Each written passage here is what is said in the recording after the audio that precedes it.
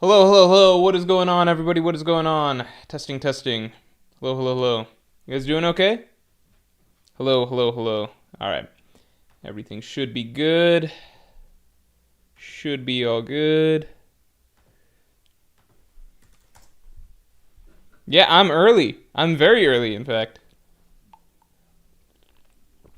Extraordinarily early.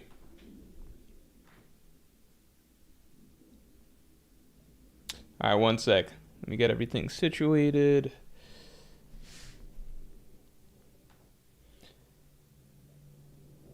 Late? No, I'm not late. I'm literally on time. There's a delay. There's no way there's a delay. There's an echo?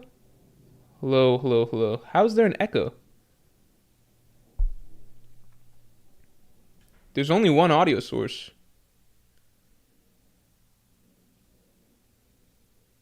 What do you mean there's an echo? No, there's no echo. It's fine. It's all okay. It's all okay. It is all okay. Might be in your guys' head.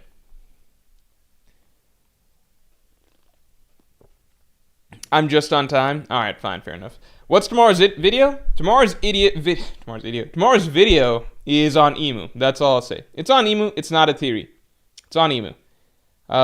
It's just discussing Emu as a Well, you guys will see tomorrow. You guys will see tomorrow. It plays into what we're talking about today to some degree. Does Morge answer questions that are not super chats? Of course, Phoenix. What did I just do? What did I just do? Although I will say that if you are, let's see, yeah, if you are looking for very, very in-depth answers to questions that you might have, not even about One Piece, could be about other anime, manga, TVs, movies, video games, all of those things, right? You could check out the Pirate King podcast. It's for my top tier of supporters, both on YouTube and Patreon, and it is a once-a-month podcast that I do, hour and a half-ish long, where every single question that is submitted is answered in great, great detail, in far greater detail than I can normally do on streams. So definitely go check that out. Submissions are currently open for this month's Pirate King podcast, and I will be recording on Wednesday, so get your submissions in now while you can. Tiptio, thanks to the two. Emu is more interesting as a stepping stone than final villain. And I know that Tiptio, you've been on that train for a long time. That Emu will not be the final villain. That Blackbeard will. I am on board with Emu not being the final villain. I'm definitely on board with Emu not being the final villain. Sorry, my contacts are settling. I'm on board, but I think that there is a healthy shot that Emu could be the final villain. It's not like definite, of course, but I think it could be. There's a healthy chance that it could happen. I'm putting my money more on Blackbeard at this point in time.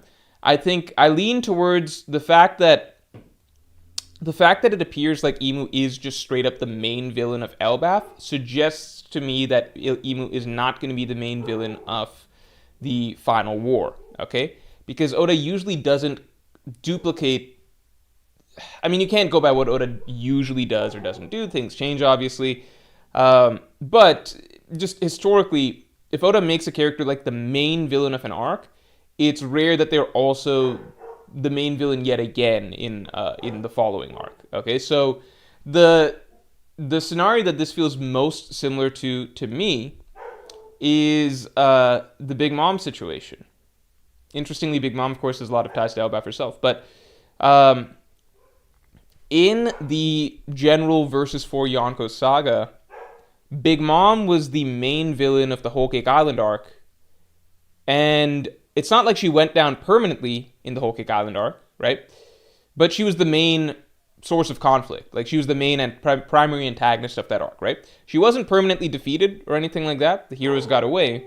Then Big Mom continues on as a primary villain into the next arc, the final war. One second. Not the final war, sorry. The Wano war. But now she becomes the secondary antagonist to Kaido. Does that make sense? So, like, Big Mom, main antagonist of Whole Cake Island, not fully defeated there, kind of an inconclusive bout with the heroes. Heroes get away. Big Mom continues on as a primary villain into the next arc, the climax storyline, which is Wano, but now she gets upstaged by Kaido. Kaido's the main villain, Big Mom's the secondary villain of the arc, and they both go down in that same storyline. I see a lot of similarities here. Obviously, the Big Mom Elbaf parallels are blatant, but I mean, Oda's even doing some things that are Big Mom-esque with the houses coming alive and everything like that, right? These aren't hard parallels, but it's just interesting to think about that we could be headed for a scenario where you just line up certain things. Big Mom was the main villain of Whole Cake Island. Looks like Imu's going to be the main villain of Elbaf. Imu's not going away permanently after this arc, just like Big Mom didn't go away permanently. Imu is going to live to fight another day, but the heroes are likely not. They're also gonna live to fight another day. Imu is gonna continue into the next arc, which is the climax of this whole saga, the final war. But Imu will likely be downgraded to the secondary villain after Blackbeard. That's what I think. I don't think Blackbeard is. So Ichi is saying a weakened Imu after having chased off the Strats is a prime potential Blackbeard jump time. I think Imu stays till the final war. I don't think Blackbeard takes him out right here. Just because it's not just about Imu, it's about the infrastructure, right? So I think Imu's whole empire, I think Imu's not going down before all of his subordinates go down. Does that make sense? So I think that all these villains, the Gorosei, the Holy Knights, Imu, the Pacifista army, yada yada, they're going to continue all of them are going to continue on into the final war.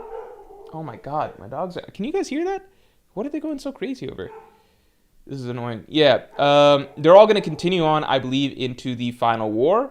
But I think they will be defeated first, and then the Blackbeard pirates will swoop in and take Imu out after Imu's been sufficiently weakened there. We sleep, Austin, thanks for the 5. I'm having trouble seeing this great final war just being a simple one faction versus another. I feel like it's going to be like God Valley, free for all. Yeah, I think that, I also agree that it's not just going to be, it's going to be many factions colliding. What are my dogs barking about? This is getting kind of crazy. I might have to go check on them. Feels like something's happening. Can you guys hear my dogs? They're actually going insane out there. You can still have the Marines be a faction? Yeah, I still don't know if the Marines are... Oh, wait, let me check the Viz translation, because this was very interesting to me. What did they specifically say? Let me read the Viz chapter. I'm going to read the Viz chapter live right here to see if we can glean any further information. I was confused about the quote that they had about the Navy HQ.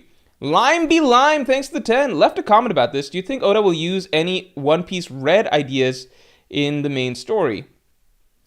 Does Oda use movies to pre-launch ideas? Taught Musica had a specific defeat condition. Could that be relevant with Imu? That's a really good point. But the fact that I think Oda, so the movies aren't canon, obviously, except, they're not canon, and Strong World's the only one that was fully written by Oda. But he does lend certain nuggets of truth. So, for example, and I fucking wish he would not do this. It's so frustrating. But Laugh Tale revealed first in the movie Stampede, right? Shanks being a celestial dragon first essentially revealed to us in, again, a movie, film Red. The idea of Taught Musica, I feel like there's a quote where Oda's saying something like that does exist in the One Piece world, and it appears that Imu is that concept. So Oda kind of soft launching that, in a sense, in a movie is not unheard of. I don't think Oda draws ideas from the movies. I think it's the other way around, where Oda is giving them certain nuggets to play with. Dogs bark more? Yeah, but not good dogs. Our dogs bark a lot. They like to bark a lot. We can hear them, just go check if you're worried. I think it's fine. I think they just saw something outside. The dogs have opinions? Yeah. Brim1, thanks for being a Yonko tier member for 18 months. I love Imu's design. It feels so endgame. How did people feel? I think we did a poll. I think people really liked Imu's design last time that we did the poll. They loved the... I saw some people saying that it was too generic, but I think that we need to see the full reveal before saying something like that. I think that I really like Imu's design. I like Imu's design, personally. I do want to see the full shot of what he really looks like next chapter, assumedly. Morge, you look very tired, lol. I need a haircut. I need a shave. You guys have no idea how long this last 2 weeks have been. Crazy long last 2 weeks since moving in. I need a haircut and a shave, and a day of R&R. This weekend, some crazy stuff happened.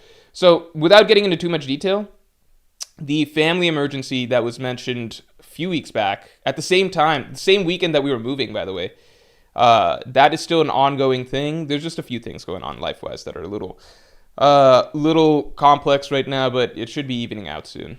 The Stash Johnson, thanks for the 5. What's up, Morge? Think Blackbeard will be there waiting for Emu in the flower room when he returns, just like Rocks? That would be so sick. But I wouldn't be surprised if something like that happens, but I do think that Emu is not going down before the Gorosei and the God's Knights go down. Because if Blackbeard takes out Emu first, then it kind of leaves all this setup with, I mean, so many the world government as an entity, I think, still needs to be defeated with Emu at the helm for it to really carry a lot of meaning. I think Emu going down early, let's say there's two options then. Blackbeard supplants him, but it feels kind of weird because it's like the Gorosei and the Holy Knights, they're not Blackbeard's minions, right? Like, they're not going to just go with that, I would imagine. It would feel weird, right? But then if you've got now Emu gone, then the Gorosei and the Holy Knights, they don't really make sense as an entity that exists on their own because they are so beholden to Emu. They're all essentially extensions of Emu as a villain, right? So I think that the world government and the Celestial Dragons, they need to stay around till the final war, which means that Emu only goes down, I think, in the final war. But that still means that Blackbeard could be last, you know? Tiptier Treviso, thanks for the 2. I think Emu is who we get the point of view of the Void Century flashback. That's a really interesting angle. I mean, no one could have expected that we get the God Valley flashback through Rox's point of view. I think the difference is that Emu is an out-and-out villain, and that's, like, not debatable. Whereas with Rox, he turned out to be a much more likable and actually more of a protagonist figure than any of us could have imagined, right? So that's why Oda was able to write a full flashback around him. It's generally very hard to write flashbacks from the villain's perspective and like give the full scope of events, I think, because like Doflamingo, Kaido, Big Mom, they're good for showing us the villain's point of view, but you can't really make them I feel like the Void Century flashback is going to have to show us so much of like the insights into Joy Boy and the D-Tribe and the Giants and Davy Jones, and I think it's hard to show all of them and make us understand them if it's all from Emu's perspective. So I don't know. Maybe we get a couple different angles of the Void Century flashback because it's such a big one. I wouldn't be surprised if it's similar to Dressrosa, where Dressrosa doesn't have like a single defining flashback. It covers Doflamingo's takeover of the land from several different angles. Because first we get Rebecca's point of view of it, then we get Riku's point of view of it, then we get Kiros's point of view of it, if I recall in that order. And I think the Void Century will cover so many characters that we might need something like that.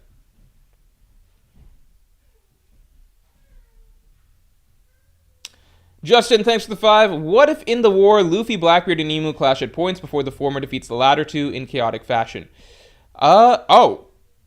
Luffy defeats those two. I feel like, I'm leaning towards, if we're getting like a really big bout between Luffy, Loki, and them against Emu right here, and that's actually happening, I'm going to go out on a limb and say that unless it ends with Luffy being defeated, if Emu defeats Luffy straight up here and Loki, and that's just the way things go, then Luffy's definitely getting the run back in the final war. For sure, guaranteed. If, on the other hand, Luffy and Loki versus Emu, and Luffy, Loki, all the Strahd Alliance, Elbaf Alliance, if their battle against Emu is more so, how do I say, if it's more so like a draw, or they manage to hold their own, or like even drive him out, then I don't think Luffy's fighting Emu in the final war. Then I think Emu's just straight up going to other characters, like a dragon, like Blackbeard, something like that. I don't think Oda will rehash Emu as like a main opponent for Luffy if it already feels like Luffy and company managed to get their big battle against him and drive him out here. Katie, thanks for the 2.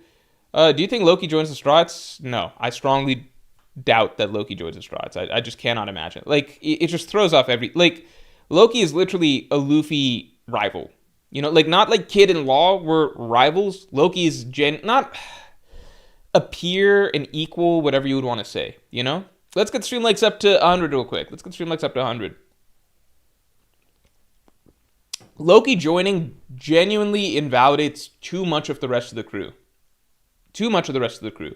You don't even need to, like, if Loki joined, put it this way. Loki joining invalidates Zoro, invalidates Sanji, right? Sanji's not even the flying guy anymore. Loki is, right? So Zoro and Sanji out of the pit. Like, Zoro's role is the second strongest gone. Sanji, I mean, Loki's so valuable. Loki is more valuable as an offensive weapon than, like, pretty much the entire crew.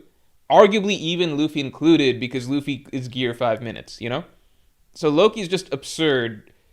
Even if Luffy gets a really big power-up this arc that puts him ahead of Loki, Loki's still going to be well ahead of Zoro and Sanji, right? So the Monster Trio, it's kind of like, why do you need that? Nami's not even the lightning person anymore, you know? Like, it's just... it invalidates, I think, a good amount of... Brook's not even the ice guy. I guess Brook was never really the ice guy, but you know what I mean? Like, there's just so much that Loki brings to the table. Arguably, don't even need Frankie, because Loki can fly anywhere way faster than the Sunny, you know? Like, Luffy... I don't know. You could just give Luffy Loki and Robin, and basically the One Piece would be his, in a sense, right?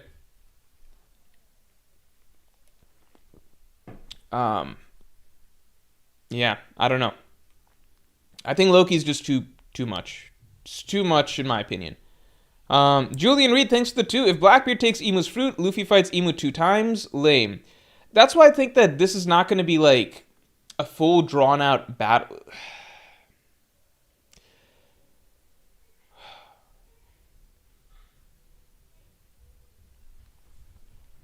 That's a good point, because that's something I've talked about before. It can feel repetitive. It can definitely feel repetitive. I think it'll depend a lot on... I think the dogs are being bad. Yeah, I think it'll depend a lot on how this fight here goes. Because if this fight is like... It's possible Emu's still able is still able to Dami reverse Loki or something like that. Like, even stuff like that is still on the table here. Let's get stream lights up to 100 real quick. But you would expect that Emu... One thing that was interesting is that Emu showed up and immediately houses and stuff start coming to life. It does feel like almost everything that we've seen of Emu's abilities so far has been him controlling and puppeteering other characters, right? So, obviously, Dami Reversi, obviously the Holy Knight Pacts, and even now when he shows up, it's bringing other things to life that presumably are under his control, like now it's inanimate objects. So I need to understand how the fight against him here goes first, before we make any claims. Brim1, thanks for the 5. I don't see how Oda fits the rest of the story in less than 1,500 chapters without it being rushed. Really? How? Because, like, I feel like we're on track to... So I think Elbaf ends by 1,200, chapter 1,200. Elbaf is in a beautiful spot pacing-wise right now. Like, phenomenal spot pacing-wise. I'm really happy that Oda did things like this. It's also, like, he's got a solid cast of characters, but I would argue that we have not been spending time focusing on characters that are unnecessary or superfluous to the plot, like in Wano or arguably Dressrosa and stuff. I think even though we have this full cast of characters with the Straw Hats and Loki, really Straw Hats and Loki are the main focus, right? You've still got characters like Hadruden, etc., but they're not taking up a lot of our story time. and screen time. And then the big thing is the conflict is really focused right now, right? It's Emu is here. He's the lightning rod. He's what everybody is focused in on. That right away is very good. And then there's only two other side components to this, which is Killingham and Sommers. And Killingham and Sommers, they themselves feel like they will be, assuming that they get back on their feet, which I get the sense that they might. They still are. That's just two. That's only three conflicts, right? Three big bad villains to deal with. A lot of people focused on Emu, presumably some focus on Sommers, some focus on Killingham. I think that's a good setup. If you compare it to past arcs, so if we compare it to Wano, if we compare it to Egghead, right? Wano, I think there's not even a point in getting into. There's just Oda threw everything at the.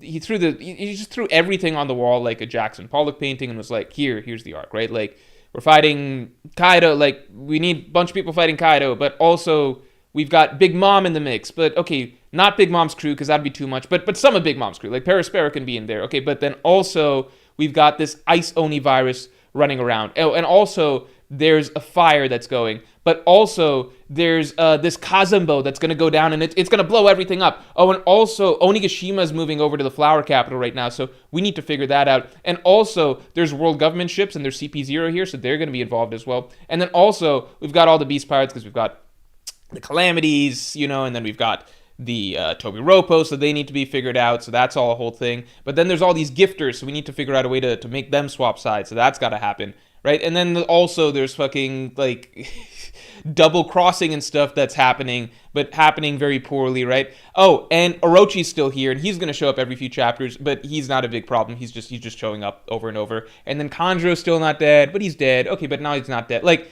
you get what I'm saying? Like, Wano's just this whole smorgasbord of just shit, right? No sort of focus or cohesion, and just cutting around constantly between all sorts of stuff. And then you get to Egghead. Egghead, on paper, I think should have been a really tightly focused arc. I like Egghead a lot. I think it's much better than Wano. I think the character writing, storytelling is way better than Wano. But Egghead's plot, like its overall plot, I think is still messy in ways that it really never needed to be. In that Egghead, we enter Egghead and it seems simple. Everyone's meeting Vegapunk. Vegapunk's giving us information. But then all of a sudden it's like, okay, the Labo phase death game is starting, and now we need to solve who the murderer is in this setup, right? But it's a poorly thought out setup, and now everyone's splitting up. So we're splitting up into 6 plots. Why? There was no need for everyone to split up into 6 different plots in the middle of Egghead, but it's like, okay, Nami, your group goes over there. Sanji's group is going to go over here. Robin's got a group going over here. Luffy and Zoro, you guys stay here and watch over Lucci and Kaku or whatever. Like, Stella somewhere, Bonnie's doing her thing. Just literally no reason whatsoever to just split up a bunch of plot lines and then resolve them all off screen, because that's literally what happened. They all got resolved off screen. It's kind of bizarre storytelling for no reason. Then it's like, okay, Oda got everything back on track. The Egghead finale's starting. One main source of conflict, Strats versus the Buster Call, cool. But then 5 Gorosei show up, and now everything sort of splits up and fractures again, where it's just a lot going on.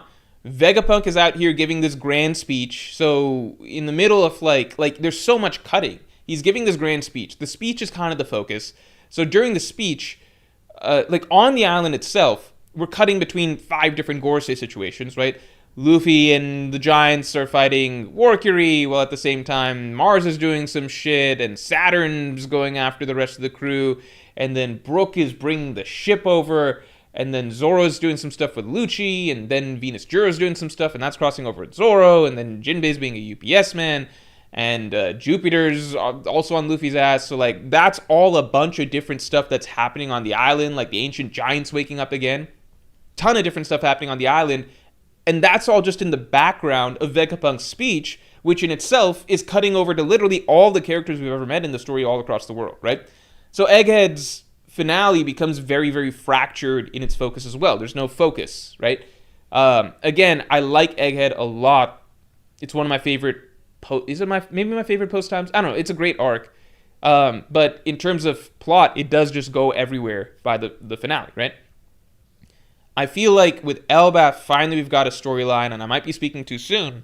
I feel like we finally got a storyline where everything, the focus is just right. The focus is just right. It's like, yes, a lot of different things were kind of going on a second ago. They resolved themselves very quickly, arguably too quickly, but I would argue that it consolidated very quickly into just a few things that matter, which is now Emu is this one front and center big focus that we can be very personally invested in. And then if things branch off for, like, let's say a fight for Sanji versus Sommers, cool, that's a cool fight, give us that fight. Or fucking Usopp versus Killingham, cool, that's a good fight, like, give us that fight. And then we can get back to the Emu stuff. But at the end of the day, you're only breaking it into 3, maybe 4 storylines max. That's good. I'm really looking forward to that, you know? So I've said this before. I think that Egghead or Elbaf is setting up to be maybe a really, really one of the best One Piece storylines, period. But that's also it's also why I feel like the story wrapping in less than 1,500 chapters is totally plausible, precisely because Elbaf is set to end relatively soon. I think by around roughly chapter 1,200, give or take a few chapters, right? So Elbaf will end around then, I believe, and then rest of the story, I think, can be wrapped in 150 to 200 chapters. Because the big thing that Oda seems to be doing is that it seems like the conflict with Emu and with Blackbeard is all going to happen in the same storyline, right? Same storyline. So it's not like 2 separate mega arcs that's going to happen. It's just one really, really big arc, you know? And if we look at past precedent, Wano was 150 chapters. But with Wano, you needed to set up so much. We needed to introduce ourselves to the island. We needed to learn about all this crazy, gigantic cast of characters, million different, like, new character threads, plot threads that had to be introduced, set up, etc. 100 chapters of build-up before we got to the war. The war itself was 50 chapters. Around chapter 1,000 to chapter 1,050, right? Roughly. If you want to argue, you could say maybe it was 60 chapters if you count the war starting around chapter 990, right? So 50, 60 chapters to conclude the Wano War. Now, obviously, the final war is going to be even bigger, way more characters involved, but the difference between the final war and Wano is that there's much less setup, because with Wano, we're getting to the island, we got to learn everything about, you know, we got to meet so many of the scabbards, we got to meet fucking Shinobu, Hyogoro, learn about the Udon prison mine, learn about all of Wano's different, like, regions. We got to cut between a million different things, yada yada. Like, the One Piece Final War, we've got all the players. Like, we know everybody. These are all our friends. We're cool with these guys. We know Sabo, we know Kobe, we know Garp, we know Aokiji, we know the Blackbeard parts, we know Emu, we know all of these guys. We're good. Like, it's not going to be like going to a new land and learning everything.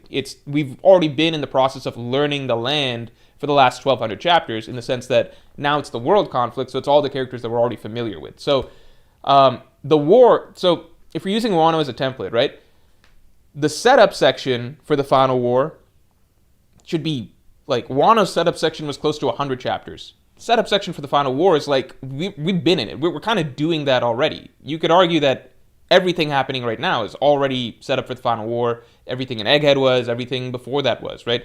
The setup should be relatively small. The war itself in Wano was 50 to 60 chapters, so you could maybe double that size for the final war, you know, which is still a lot of chapters, but you're trading off far less setup time because this entire story so far has been the setup time. So I think that it's feasible that the story can end in 150 to 200 chapters after Elbaf. Rihanazar, thanks for the 10. It really feels like Blackbeard is being set up as the final villain to me. I think after Emu's defeat, Blackbeard will absorb the world government remnants, with Devon disguised as Saturn, like a shadow leader of what's left. I don't know if it'll work like that, because it's just like maybe, but so then Blackbeard's now in charge of the Gorosei and the Holy Knights and stuff. I don't know. I don't know if it'd be believable. I mean, Emu communicates to them telepathically. They literally seem tied to his life source. I do believe that Blackbeard will be the final villain, but I don't know if he's supplanting Emu this fast. I don't know if he's doing it right now, you know? Let's get the stream likes up to 100 real quick. Nicholas Sealstern, thanks for the 5. Your observation hockey theory, Morge. Do you think Luffy will see a future in a few chapters where Imu kills all Straw Hats and Luffy has to stop it? I think that'd be awesome. I put that theory out a long time ago. I think that's why Oda came up with the concept of Future Sight, to create a really dramatic scenario where Luffy's seeing loved ones close to him die and then allows his Conqueror's Haki to explode. It would essentially parallel what Shanks saw with the kid situation. You know, he saw a kid killing all of his subordinates, and that led to Shanks basically one-shotting Kid. But if that happens, I think Oda might save such a dramatic card to play for the final war. Maybe not necessarily know about, but, you know, let's wait and see. 227060, thanks for the 2. Does Luffy die by the end of the story like Roger? Does Luffy die by the end of the story like Roger? Does Luffy die by the end of the story like Roger? I think if Luffy does die, it'll be like him going out on his own terms, because Luffy has said multiple times that, like, this is a Luffy quote. He said this multiple times. I'm going to be the one who decides where I die. It's an ominous quote. But, you know, Roger got to do it. Whitebeard got to do it. It's kind of a mark of pride in One Piece to be able to decide when and where you die. So I could see that happening at the end of the story. We just don't know the context. Tiptia Treviso, thanks to the 2, man. Use next week's break to progress on the Wano analysis. I might. I did feel pretty impassioned talking about Wano this time around. 227060, thanks to 2. Does Zoro become world's greatest swordsman, beating Mihawk or S-Hawk? I kind of want to throw that up to you guys. Let's see. Does Zoro become world's strongest swordsman by beating Mihawk, S-Hawk? I'll throw in Dami Mihawk. I'll fucking throw in Venus Juro. I think Venus Juro is a dumb option. I'm not gonna. I'll say other. I'll throw it in as an option. Other. Venus Juro, Shiryu, etc.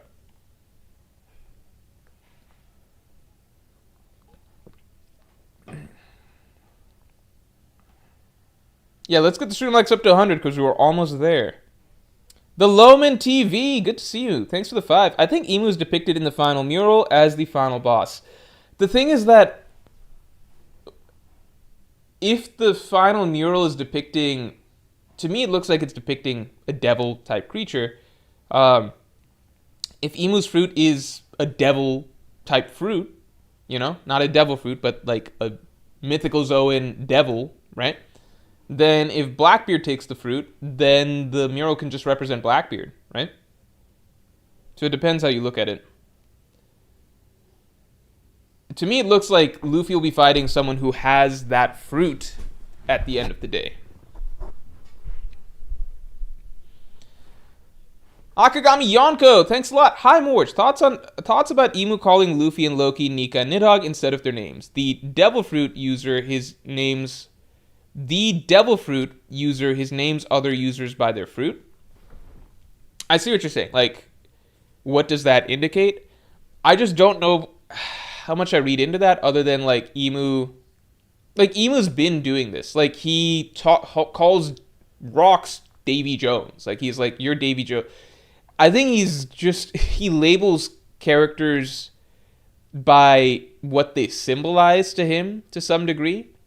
That's the vibe I'm getting so far. He kind of just labels characters by what they symbolize. So he doesn't really care about Luffy and Loki as individuals, it seems like. He cares that they now represent the threat of Nika and Nidhogg, likely similar to the second world. Feels similar to how he called Rocks Davy Jones. Stuff like that. So I don't know. I'm not reading too much into that just yet. Let me look at the Viz translations real quick. 227060, thanks to 2. How will Chopper's dream be fulfilled? So my worry, he wants to become a doctor who can cure any disease. My worry is that the forest god, if he has the forest god fruit, and I kind of want to throw up a poll to you guys about that as well. Okay, most people are saying that Zoro becomes the world's strongest swordsman by beating Mihawk. Makes sense. Let me throw a follow-up poll here. Hold on. Is Zoro's final battle Mihawk, S-Hawk, Uh, Dami Mihawk. Other.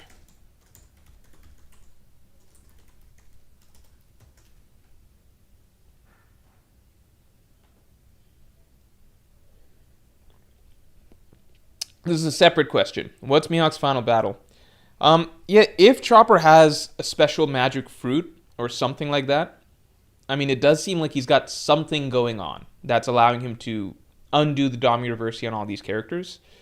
My worry, you go back to Chopper's dream, I'll become a doctor who can cure any disease. I'll become the living panacea itself. That was supposed to be related to his skill as a doctor. I worry that the Forest God's abilities might include being able to just have a healing touch. I worry about that because to me it's just like, well, then why the fuck did he train so much to become a doctor if he's just going to basically have a souped up version of Marco's abilities?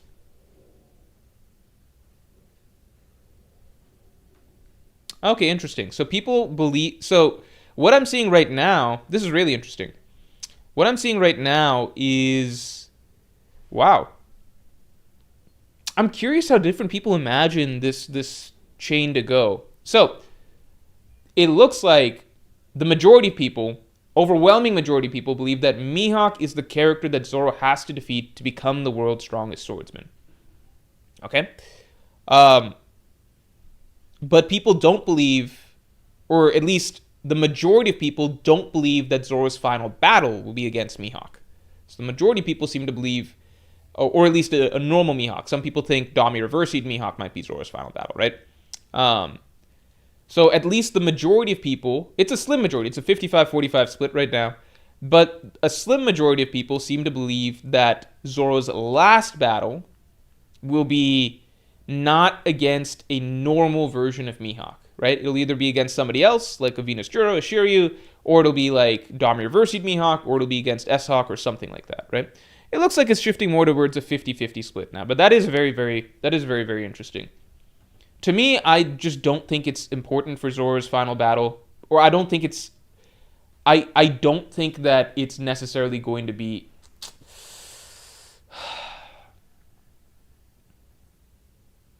I think Oda has set up too many avenues to Zoro being able to fight an evil version of Mihawk for Oda to not want to go down that personally.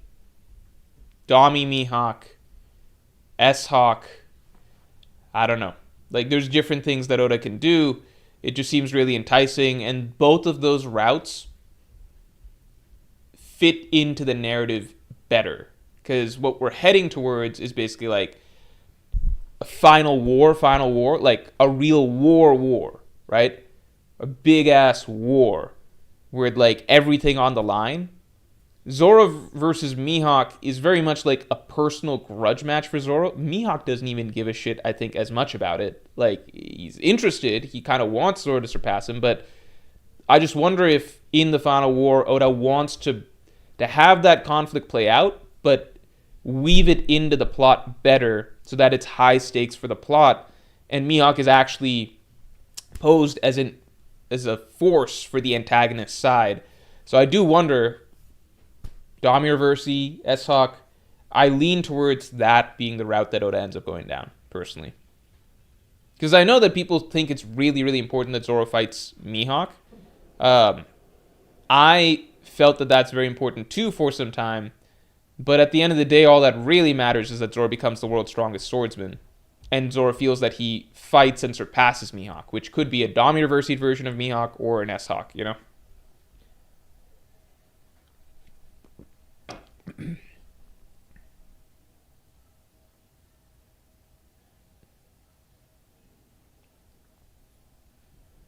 Insane9473, thanks for the 2. It'll be like Naruto.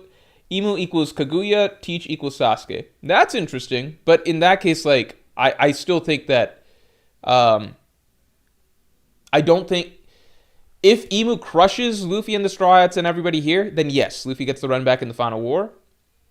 Maybe even fighting side by side with Blackbeard, who knows? But if it's the alternative, if it's more like Imu, Luffy and them successfully match or fight Imu to a draw or drive him out or whatever, then I think that's Luffy's fight against Emu. I think that in the final war, Luffy's big fight will be against Blackbeard.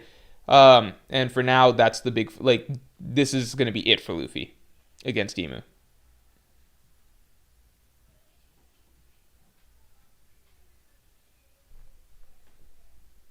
Let's get stream likes up to 150 real quick. Let's get him up to 150. Eric, thanks to the 2. Garling is setting up Emu, question mark, got to deal with Blackbeard. Let me read this dialogue again. Great Emu, did I hear that? You don't mean to go to Elbaf, do you? Please don't. You mustn't descend to the lower world. Don't be so smug and secure. Do you think that the Holy Land can remain safe forever? With Shamrock's return, it seems that the situation is quelled, but the lower world's plan to starve us out still continues. Power will not fill. Okay, interesting. We need the military might to keep the rest of the world under our thumb. And then there's the former Navy headquarters. So this is interesting. So when he says former Navy headquarters, do people feel like Garling is talking about...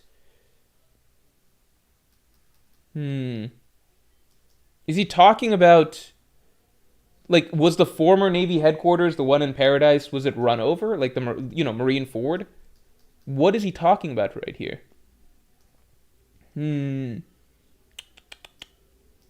This is interesting.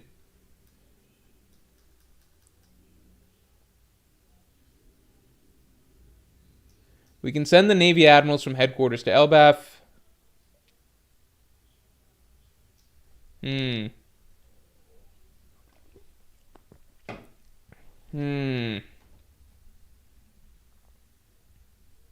Danny, I don't know if Garling is setting up Emu. I don't know if Garling's setting up Emu.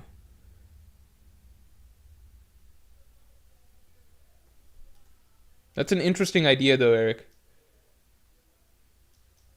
Because it does seem like Garling is cool with... Garling clearly seems to me like he's going to be the strongest Gorosei. Yeah. It's so funny because Garling just has so much aura, except for when he got fucked up by rocks. It's so funny.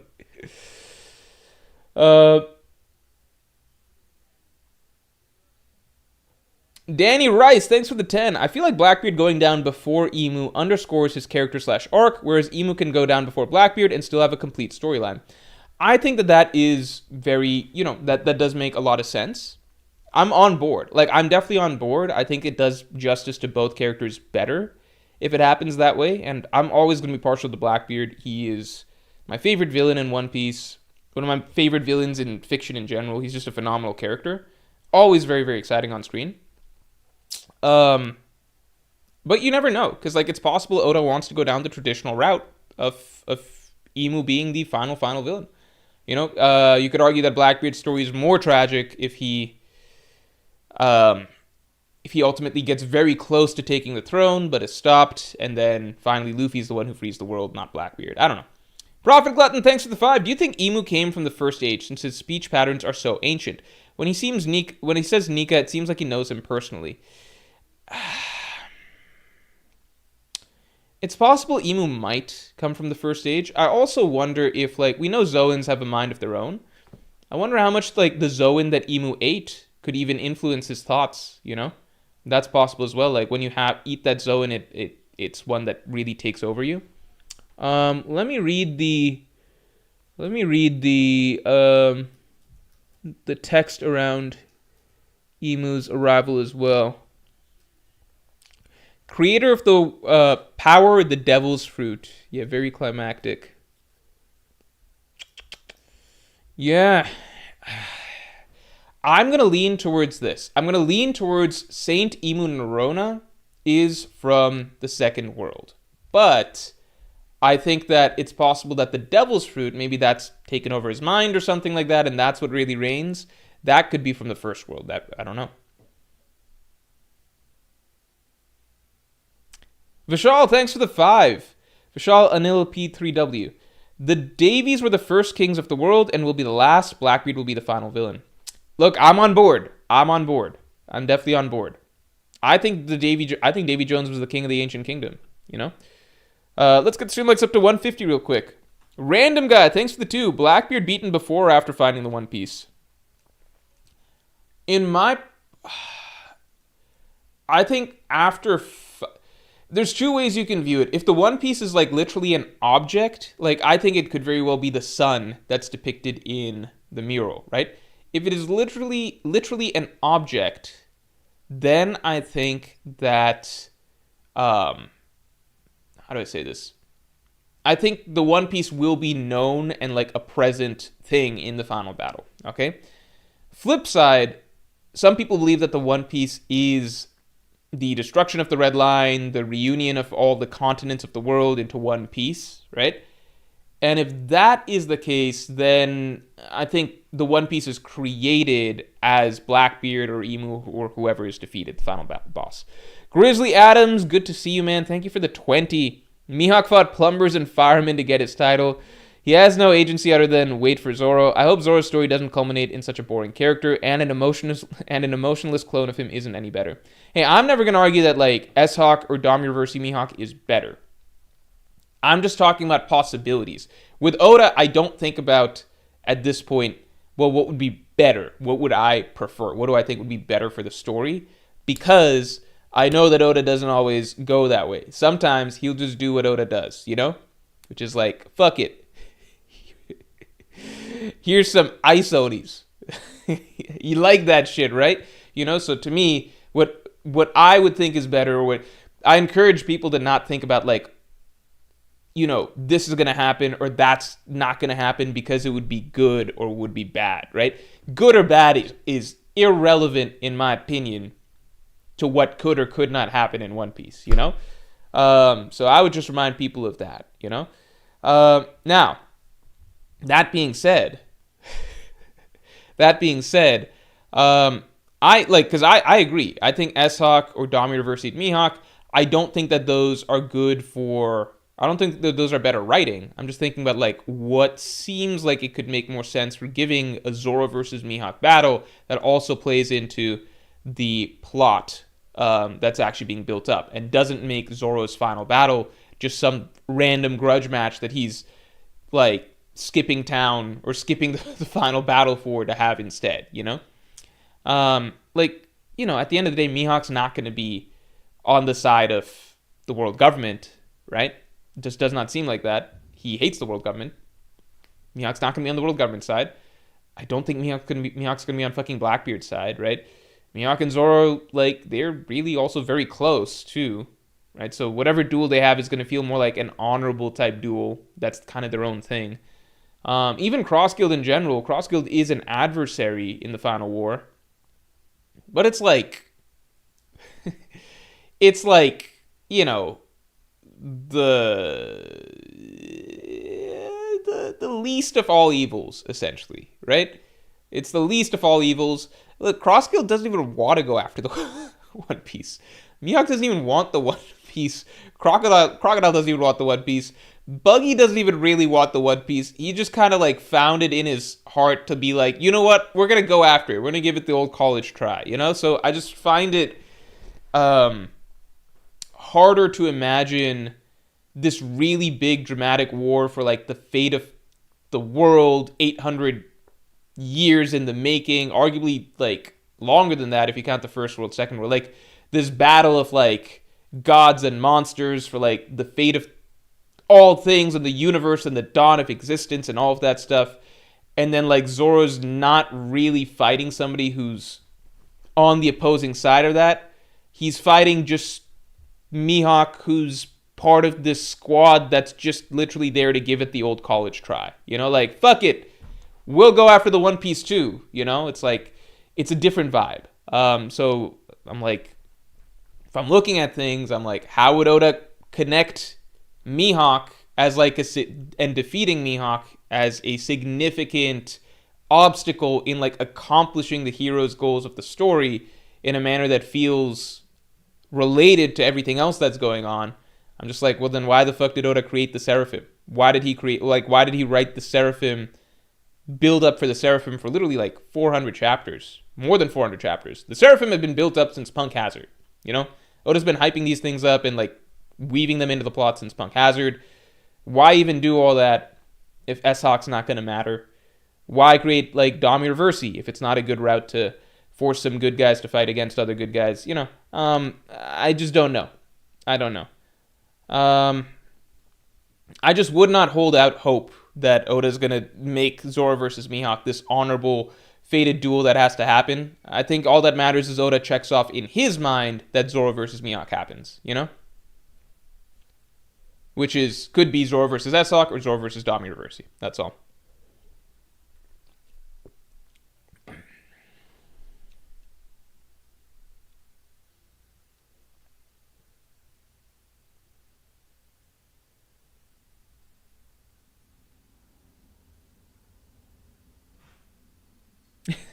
As for the claim that Mihawk fought plumbers and firemen, I think it's low-key. He didn't not fight plumbers and fire. The problem with Mihawk's title is still... Mihawk's the world's strongest swordsman, unless we're shown otherwise. But all I can say is the Black Blade argument is gone, right? So you can no longer conclusively argue him being above Rocks, Roger, yada yada. The Black Blade doesn't seem to be relevant to how much hockey you had or whatever, right? So Black Blade's gone. The other really, really big problem with Mihawk is that the only strong opponent that he's confirmed having defeated, and it's arguably not even a confirmation, the only strong opponent that we know he at least dueled and was later on given the title for World's Strongest Swordsman, with that duel taken into consideration, is a very weak version of Shanks. Much weaker version of Shanks.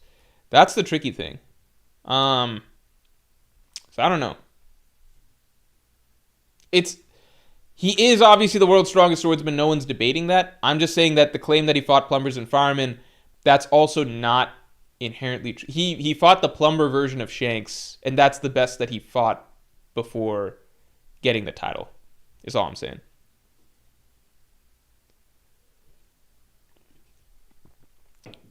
Taptia Treviso, thanks for the 2. Prime S-Hawk wouldn't be a copy character-wise. Yeah, I mean, it could be its own original thing. It just also sucks that it seems to be established that the Seraphim are brainwashed beings at a certain point who will just obey what their orders are.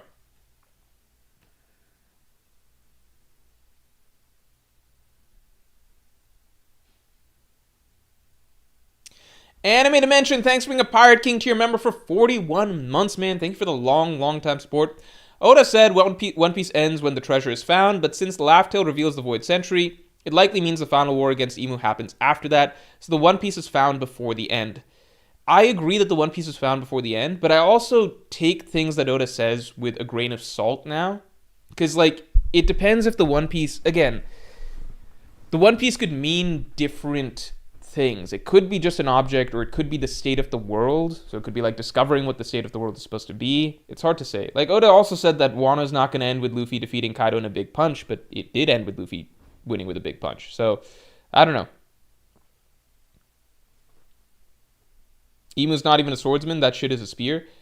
Yeah, but the argument is just that Black Blade represents having the highest level of Conquerors. It represents how strong your Conqueror's haki is or whatever. Unless you want to argue that Mihawk is stronger Conqueror's haki than I mean, I guess you could argue that, but I don't know. Unless you want to argue that Mihawk is stronger Conqueror's haki than Imu, I just don't know if that matters anymore.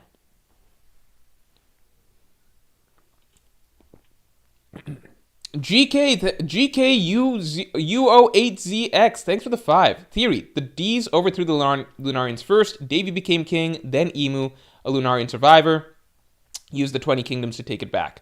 I think that is a very interesting theory, because I also believe that... I think that the Lunarians ruled probably in the first world, in my opinion.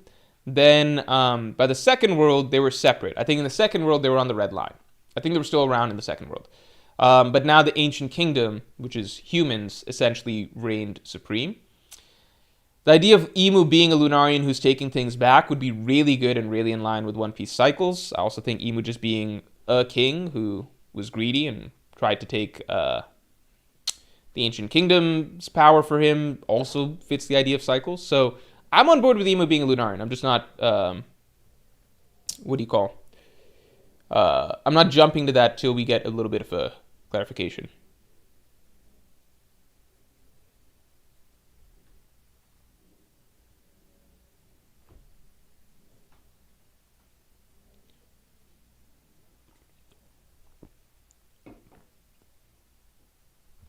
Got a lot of conflicting information right here.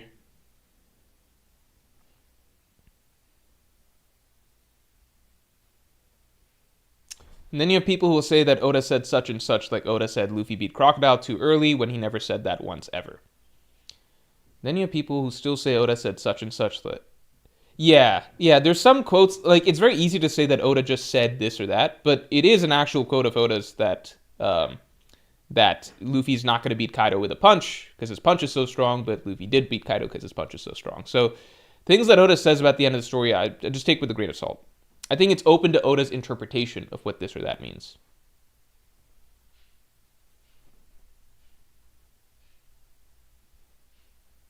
Tiptia says, you literally practically called Emu a fruit merchant before. I don't know why Mihawk having better hockey would be a big jump. It doesn't look like Emu's a fruit merchant now, though. I said that argument before, but now I'm revising that based on new information. I changed my opinions based on new information. That's all I can say. So, again, like, before, if I'm saying that, what do you call? Emu seems like a fruit merchant. Now it seems like Emu has like crazy strong Conqueror's haki. Like just look at what he did when he arrived.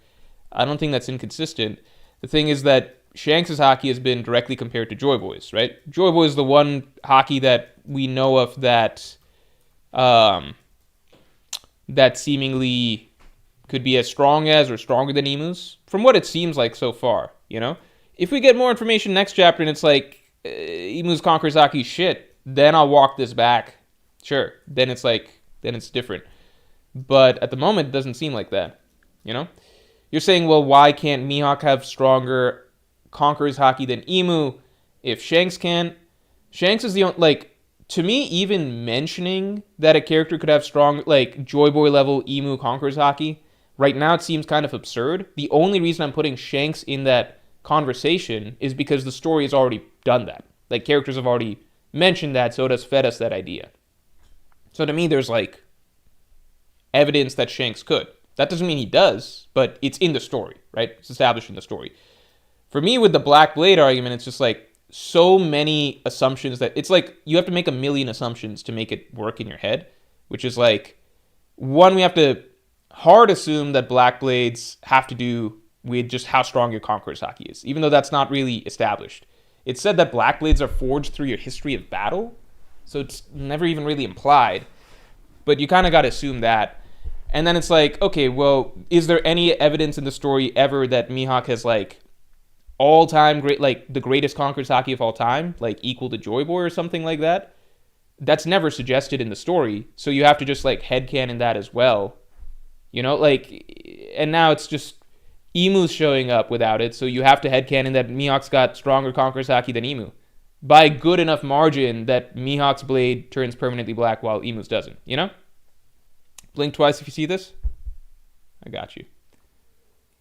Like, it's possible, but there's almost nothing there. Like, you have to make a lot of assumptions to just make the argument that Black Blade represents how strong your Conqueror's haki is, and therefore Mihawk has stronger Conqueror's haki than Emu. Like, it's there's just so little to suggest it, you know? So I think you got to make the argument. If you want to say it's possible, yeah, I guess it's possible that the two strongest Conqueror's haki user in One Piece history is one Joy Boy and then two Mihawk, right? That's possible. It's one Joy Boy and then two Mihawk. In fact, if you want to go down this train, you would probably be arguing that Mihawk's Conqueror's haki is even better than Joy Boy's. Because, remember, it was Shanks' haki that was suggested in the story to be potentially on par with Joy Boy's, right? But Mihawk's got a Black Blade and Shanks doesn't, so now the argument is basically like, well, Mihawk just has the best Conqueror's haki, like, Mihawk's is even above Joy Boy and Shanks, right? If you want to make that claim, I just don't think the narrative does anything to suggest that, you know? Like, I just don't believe there's One Piece fans who genuinely, in their heart of hearts, believe that the strongest Conqueror's Haki user of all time is Mihawk. I don't know. That is the high-end prediction system, Tio. Yeah, like, again, it's in the realm of possibility, but I just think that it's like, what's the point of talking about something that seems like it's really, really out there as an idea that doesn't say it has anything like, I don't know. Empty Mind, thanks for the 2. Morge, I finished Mr. Robot and recommend Heavy Must. I watched like the first episode of Mr. Robot. That was like fine. I thought it was good, I think. I might watch more of it, but I don't know. I thought it was good. I just didn't really get into it. And I'm watching The Sopranos right now, so I think I'm good at the moment.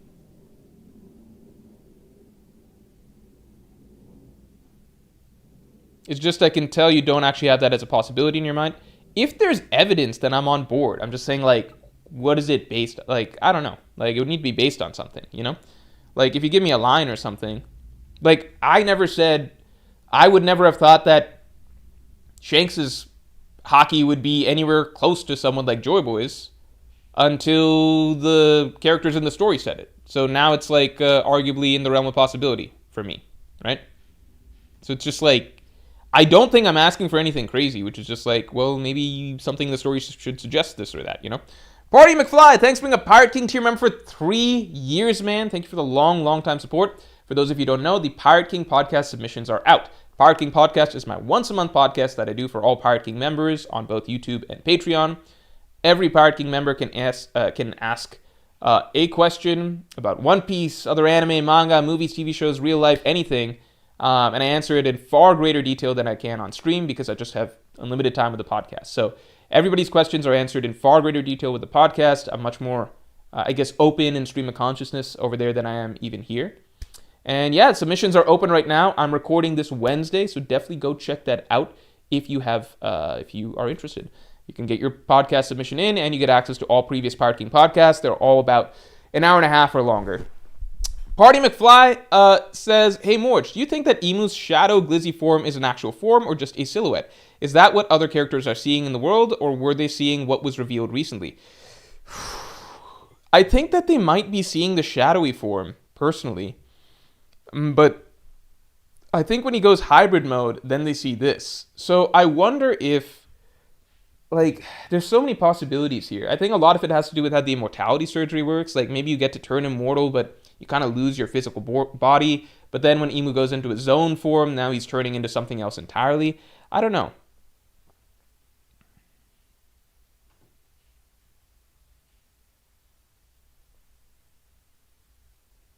It's really hard to say.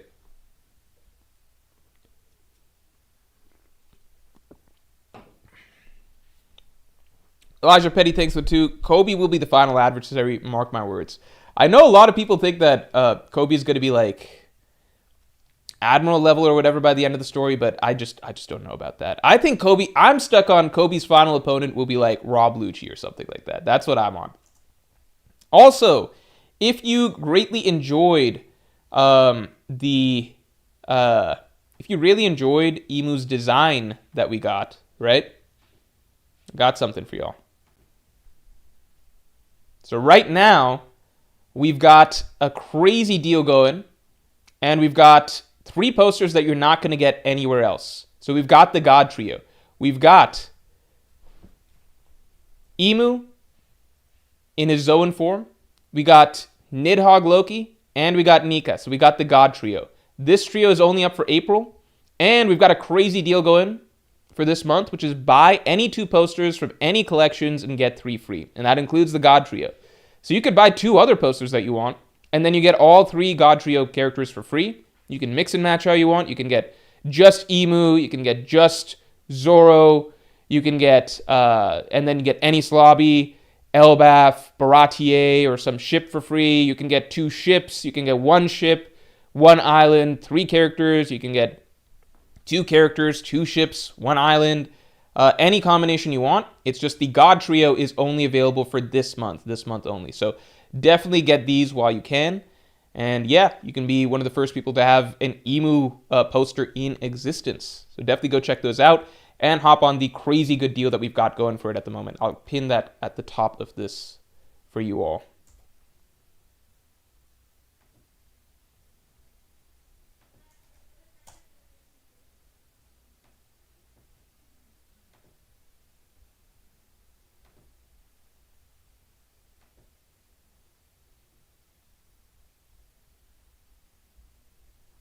All right. Oops.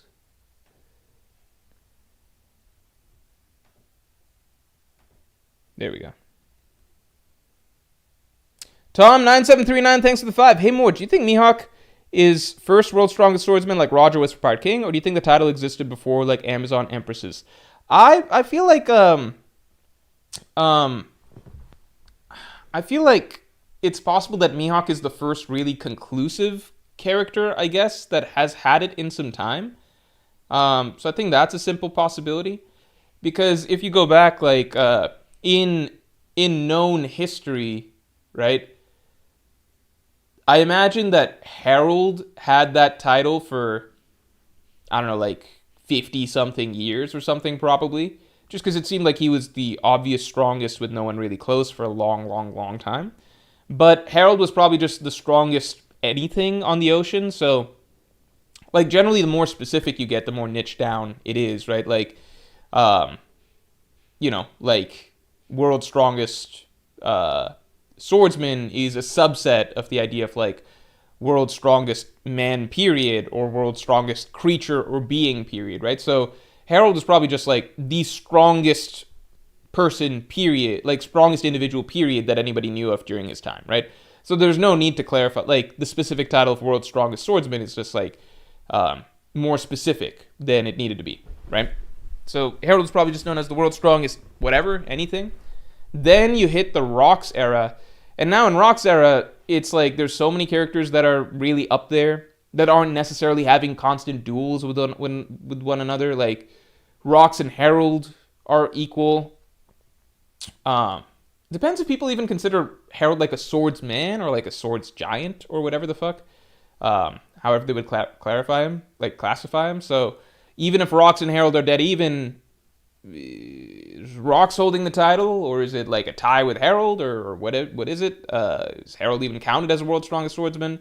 And then you've also got characters like Roger and everything, and, we, the reader, can speculate that Rocks, at least during his lifetime, was above Roger, because Roger hadn't yet hit his peak or whatever. But it also doesn't seem like Roger and Rocks would have regular duels. So during that era, there probably wouldn't have been as clear of a ranking, right? Because it's like, well, the other characters who are contenders, like Rocks, like, did Rocks ever fight Roger? We don't know.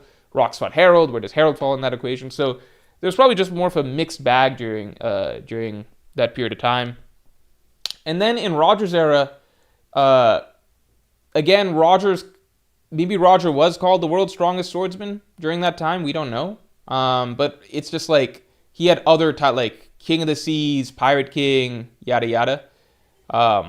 So, it's possible that there was no point even labeling him world's strongest swordsman, because he was in contention for just like being the world's strongest man, period.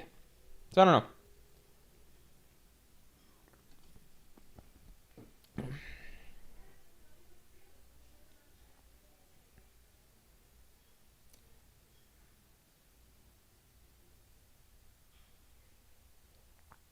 Grizzly Adams, thanks for the 10. I think we need to seriously reopen the true swordsman discussion regarding Black Blades and Emu's power. Shanks, Rocks, Roger, etc. will not be considered true swordsmen at the end of the day. I don't want to get into all that, man. Maybe the story will clarify that later on, Grizzly Adams, but I don't want to touch that shit with a 10-foot pole right now. Even though I think I even brought that up. No, because it just came up. I think you brought up the super earlier about, like, Mihawk's title and everything like that, and fighting firemen and plumbers. So I don't want to get into all of that at the moment. I'm just going with the straightforward assumptions, which is, Rocks is even called, like, they even label Rox is having swordsmanship. The narrator says that Rox has a style of swordsmanship, you know?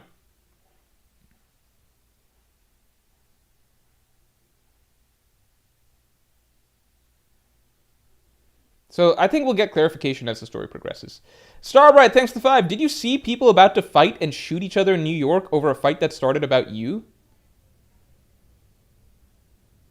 What does that mean? What? I'm gonna assume that that's a... Is that a joke comment? Of some sort?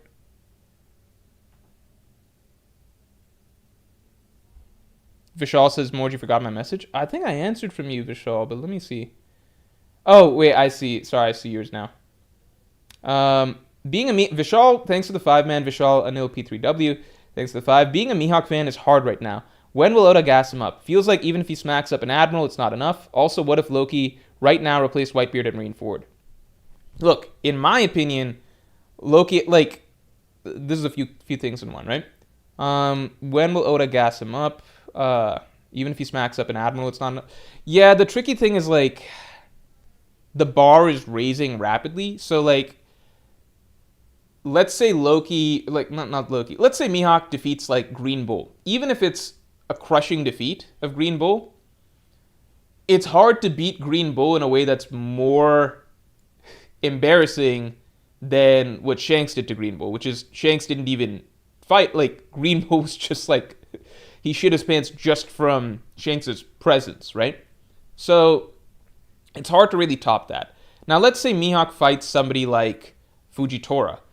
I think Fujitora is off the board because I don't think Oda is going to... I think Oda likes Fujitora too much as a character for him to embarrass Fujitora, like have Fujitora straight up lose a fight to Mihawk. And use... I don't think Oda would use Fujitora as a hype tool.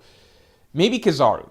So if we get to someone like Kizaru and Mihawk beats Kizaru, even then, the tricky thing is that people would then just start, you know, you're always going to have the other side of things, which is people will then just start downplaying Kizaru and be like, well, Admirals are nowhere near Yonko. We get back into delving into how easily did Luffy beat Kizaru, how legit was that win, yada yada. Like, it's too murky in that regard. So I think Oda just needs to either show, like, elaborate further on what happened in the past with Mihawk, Shanks, like what Mihawk's history is, or I think he's got to do something. Establish what it means to have a Black Blade. Sure, maybe Black Blade just is tied to how strong your Conqueror's Haki is. That means that Mihawk has the strongest Conqueror's Haki in history, or something like that, you know? I don't know. He's got to do some stuff. The most hype that Oda gave Mihawk as of late is straight up, like, when he had it firmly established in Mihawk's bounty reveal that Mihawk is the stronger swordsman, better, more skilled swordsman or whatever than Shanks. That's, like, a good confirmation that Mihawk is who we think he is in that regard, you know? Like, if you're fighting with a sword, Mihawk should beat you, right? Yeah. What if Loki replaced Whitebeard at Marineford? I think Ace would die because Loki would kill him. Like, Loki... like, I think everyone died. I think Loki just drops a Raigo on them and they all fucking die. Straight up. I think that's just what happens. I think Loki just Raigos them. I think he swoops in and Raigos the fuck out of Marineford. In all seriousness, I don't know what anybody at Marineford does about Loki. Legit. Like, Loki doesn't even have to touch down. He flies and Raigos them from, like, God knows how far away. Loki at it's just such a ridiculously different power set. And he's got Haki on it. He can put Haki on that lightning attack, right? So it's not even like the Logias are automatically immune, as far as we can tell. So, I mean... I would need to see an argument for why Loki doesn't just destroy everyone at Marineford. You know?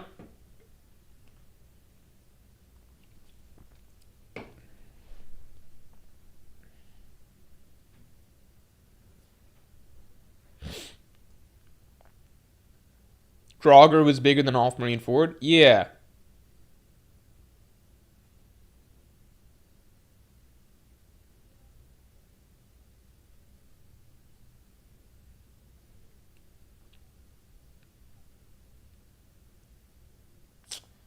Um,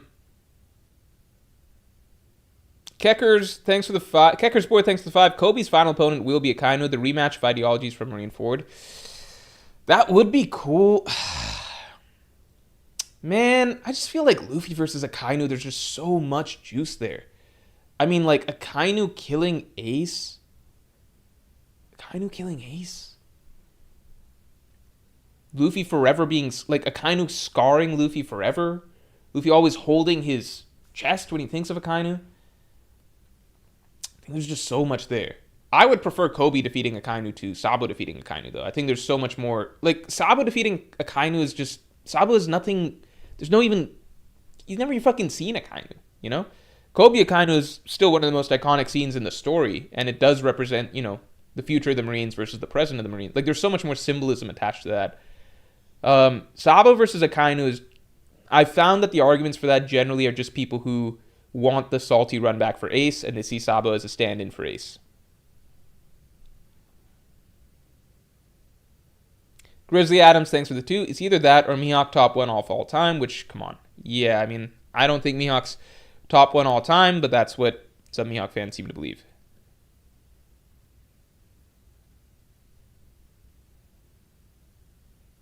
How does Sabo even possibly beat Akainu? LMAO. Yeah, that's the thing, which is like, Kobe has a route to beating Akainu, which is Conqueror's Haki, right? Sabo just has this... He's worse in every regard than Akainu, right? He's a worse Devil Fruit. He definitely is not as good as Akainu at just straight boxing and fistic. Like, Akainu is going toe-to-toe with Marineford Whitebeard. I don't know. And Sabo doesn't have the opportunity for Conqueror's Haki Bloom because he's not a Conqueror's Haki user. Empty Mind, thanks for the 5. A Sanji and Zoro fan got in an argument because of what you said about a Black Blade. They met up and fight in person on Twitter. It went kind of viral. What are you guys What? What are you guys talking about? Is this for real? Is this for real? Is this a real thing? Can somebody clarify? Because now I'm actually feeling like this is a real thing. Because details are being added. What the fuck? Can somebody confirm this cannot be real? Yes? When was this? The last time I used Twitter was on Friday. So, for the record, I no longer have Twitter on my phone. I don't use it on my phone. That's actually been really good for just me being productive and focused. But I tweeted on Friday because... Hold on, let me see. It happened. I was so retarded. Love you more to miss your Thursday live streams for work. Shit was goated. I did used to stream on Thursdays. Yeah, that was a different era. That was back when I think the chapters would consistently come out on Thursdays. What the fuck? I don't... No. Am I supposed to say something?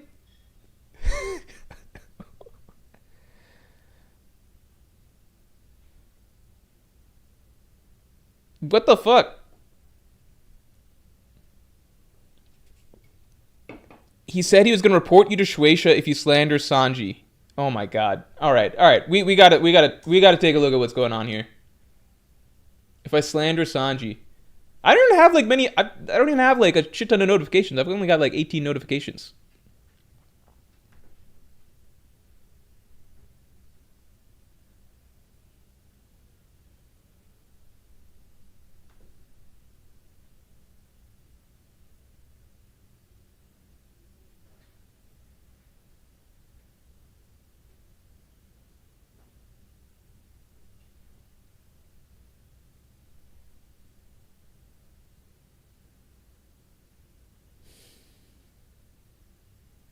More, I'm seeing responses to what I'm saying, but where's... What the fuck? Can someone link me or just tell me what to look up?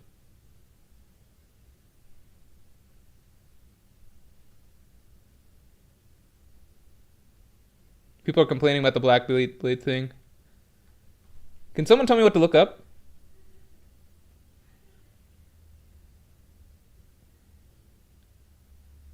About Blackbeard?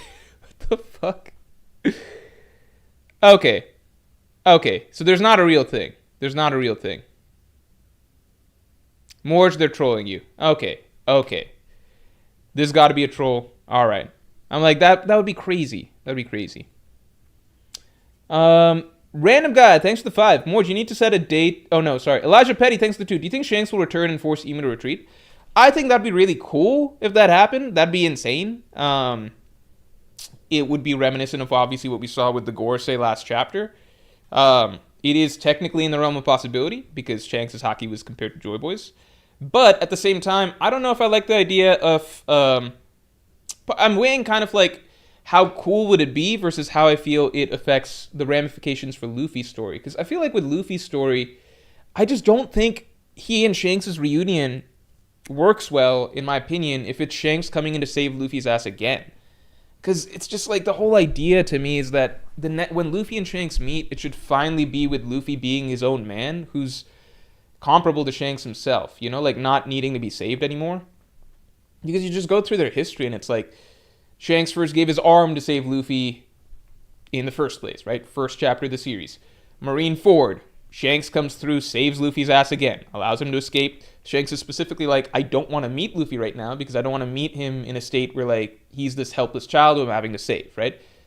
Wano, Shanks could have met Luffy, but he's like, it's not quite ready yet, and he does Luffy like a parting favor by driving off Green Bull for him, right?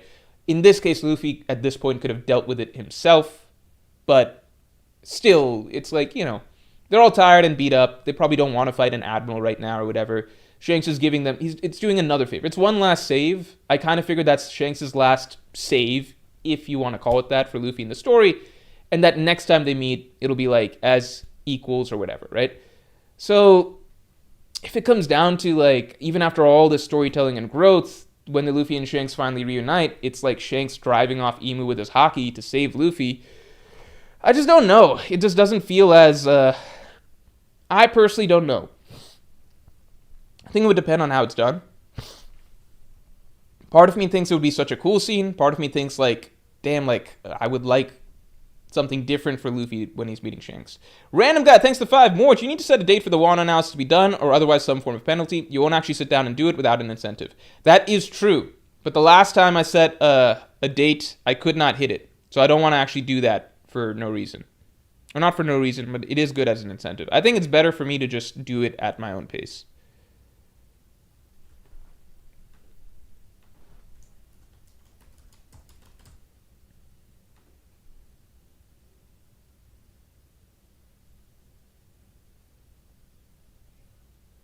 What the fuck?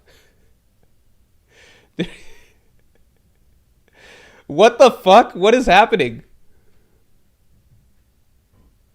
There's an account, Ziller Critic. This doesn't seem like a troll. What is this? I don't know if I should even draw more attention to this. How is this related to me? This is not related to me in this. I'm not responsible for this. I don't think I even come up. That's not related to me. That's crazy that happened, though. Of the guy with the navy blue Yankee cap. What is going on? People know not to fuck with Sanji fans. What the fuck? Alright.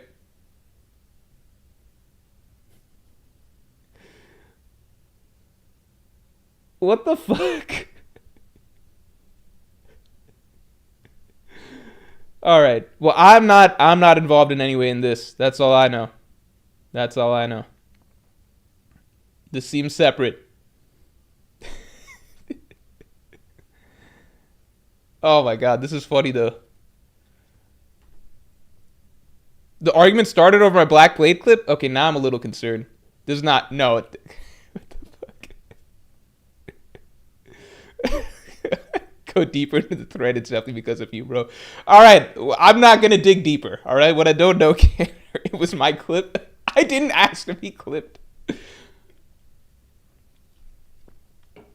All right. Oh no. Well, as long as no one got hurt. As long as no one got hurt, you know? As long as no one got hurt. I just was joking about Black Blades. Well, not if I said that Black Blades... I was joking about Black Blades are probably just if you really love your sword, right? But I'm not joking when I say that at this point, it does not seem like just having the strongest conqueror's haki automatically turns your blade black. It also, again, it conflicts with what we're told in the story, which was, we're told that the only thing we know about Black Blades is that it's forged over a history of battle.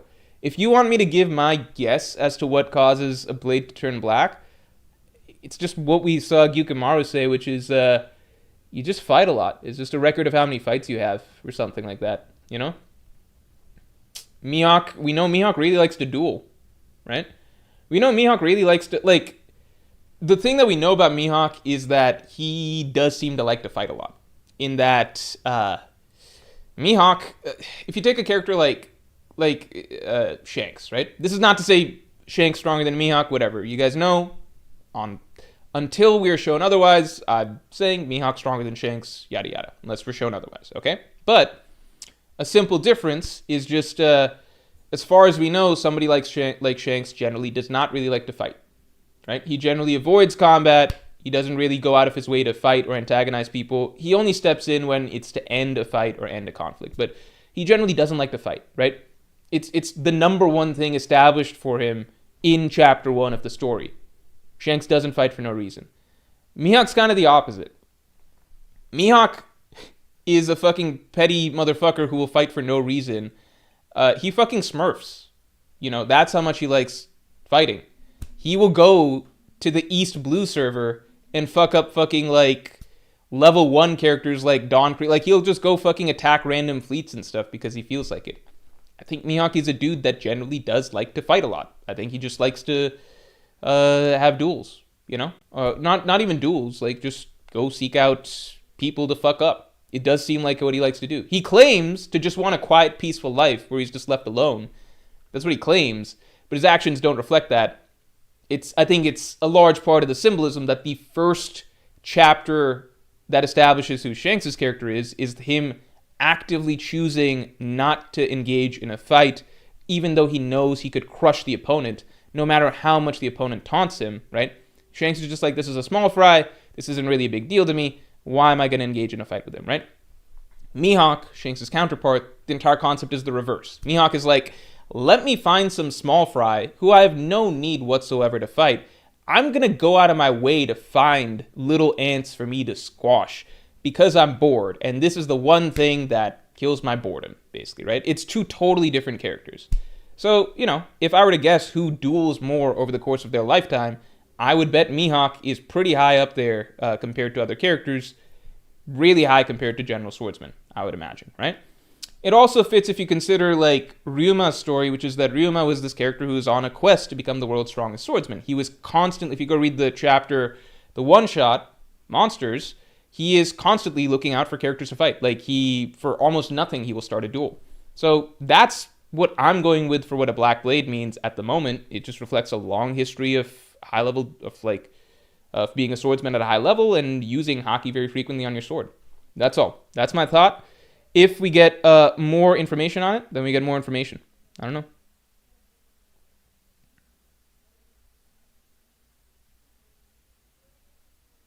Elijah Petty, thanks to 2. Do you think Shanks will return? Oh, no, we covered this. KGM, thanks for being a Yonko tier member for 42 months, man. My crazy theory is Laugh Tale will be a 3-way battle between Straw Hats, Cross Guild, and Marines. Then Akainu will be Luffy's opponent. That would be really cool. Oh, shit.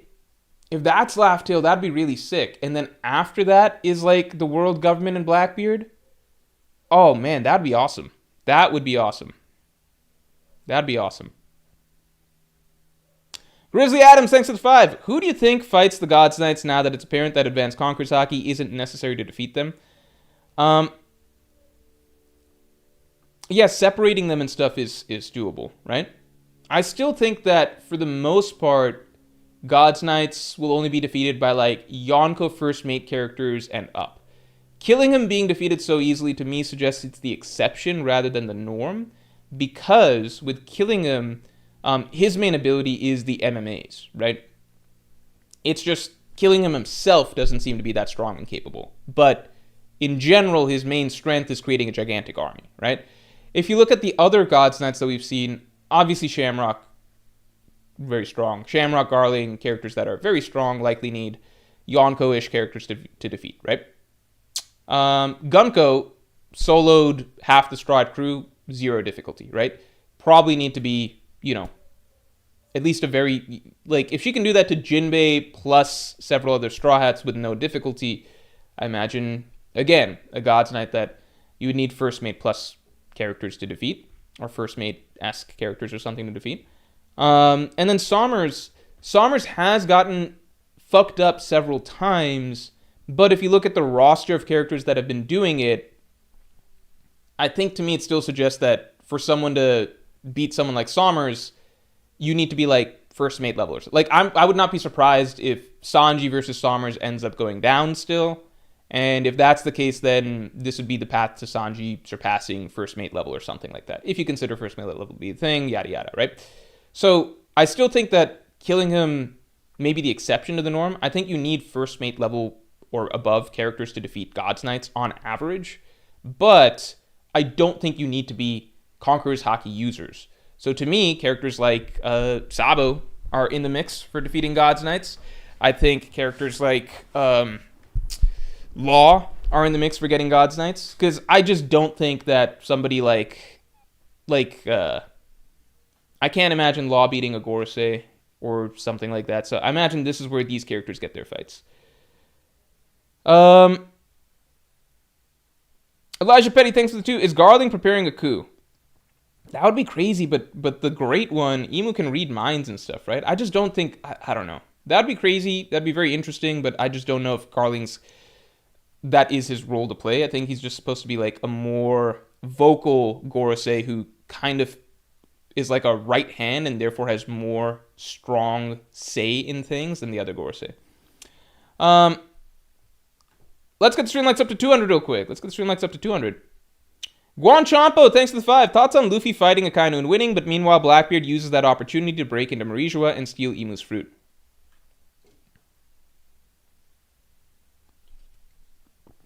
Thoughts on Luffy fighting Akainu and winning, but meanwhile Blackbeard uses that opportunity to break into Marijua and steal. That could be really cool. That could be really, really cool. But I feel like I would rather see Imu go down in a fight to some characters. Again, I'm thinking maybe Dragon or something like that. And then Blackbeard swooping in and stealing the spoils. Old Faithful 99, thanks for being a Yonko tier member for 35 months. Yo, Morge, I hope you're doing fine. Think we're getting the Wano analysis 2026. Been waiting for this since 2022, lol. Yes, I do think we're getting the Wano analysis 2026. I do feel more passion for writing about the Wano arc the further that we go in Elbaf and the better Elbaf is. Julian Reed clarified, Zilla Critic is the name of the account. Yeah, I did see that. I'm going to check that thread out in a bit more detail later. Taptio Treviso, thanks to the 2. The penalty should be 149 points. Wano arc length. I feel like Wano is almost longer than that, right? No, it is just basically that long. We need to add some new penalties to the late list, because I think people aren't as interested in voting in the current penalties. Julian Reed, thanks to the 2. Scroll down on Zilla Critic Media for 2 seconds, lol. Let me... should I really look into this? I guess I could look into this.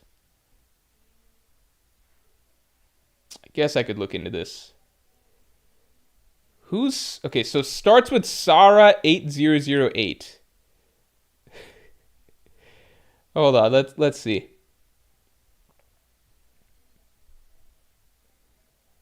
Hold on. Where does this begin?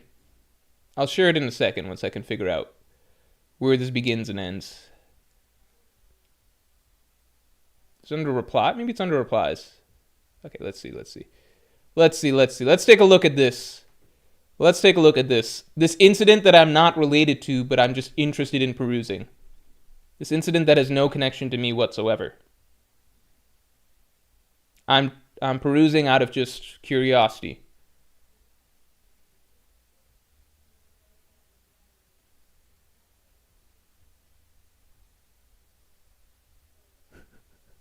No, I'm looking at the replies. All right, here, I'll share it with you guys. We can look together. We can browse together.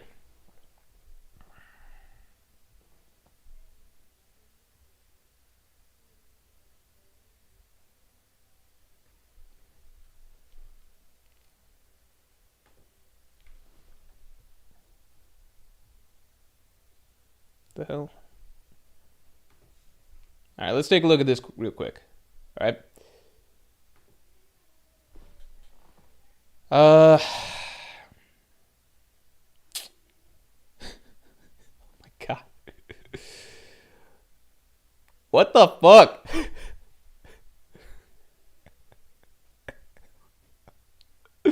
What the fuck?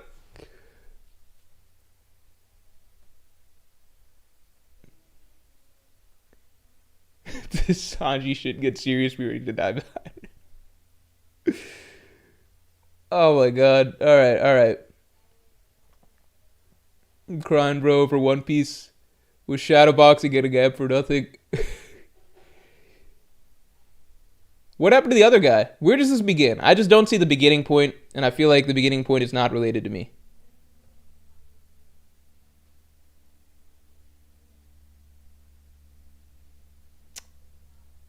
Ah. Don't forget to. Okay. All right, let's see. Let's see. It looks like it's more so about Sanji pulling. It's just about Sanji pulling, guys. It's just about Sanji pulling. You know? Just out of curiosity, let me scroll a little bit further. Should I click this?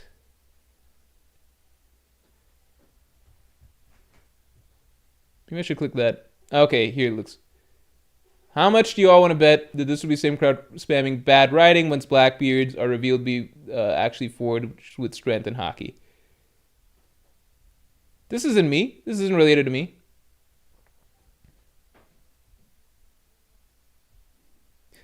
Okay, where do I find the beginning of this thread? Oh man, this is actually pretty funny. What the fuck? This is fucked up. Can't wait for this motherfucker to slander Sanji. I got draft email written. It's okay.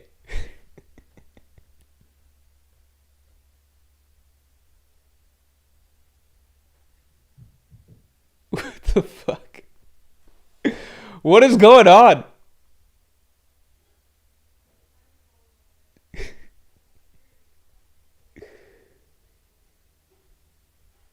Where does this begin? This goes so far back.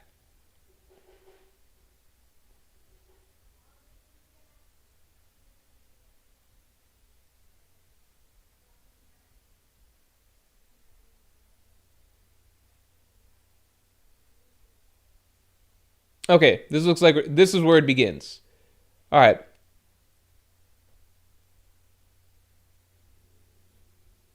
This is it. This is all that. This is it. This is it. It's not related to me. It doesn't seem like.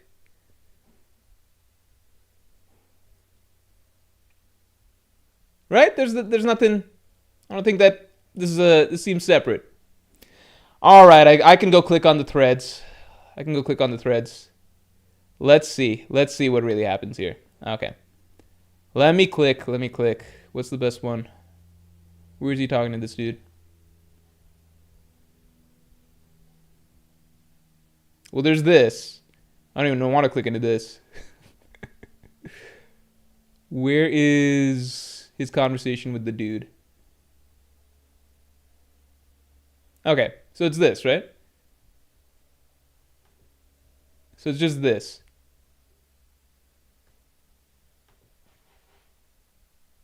Okay. This isn't even about this. I mean, I guess it is about me. A little bit. That's a starting point. This is a starting point. This is yeah, this is basically, yeah, there's nothing crazy. Yeah. Yeah. I think it's all good. There's nothing crazy. It just happened to include me, but I think the insults that were stated were just them being pissed at each other, you know? That's not about me. It's just like tangentially related in a sense.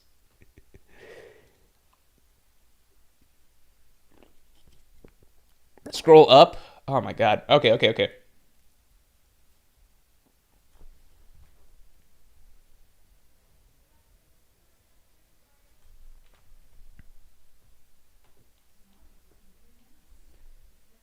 Is it this?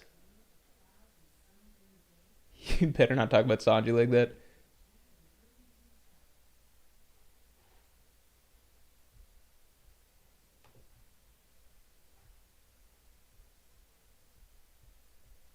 It's not here. All right.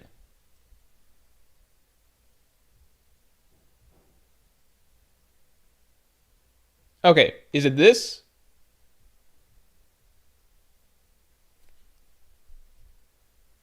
This is it just happens to include me. They're upset at each other. They're upset at each other. Is there anything else I should be seeing?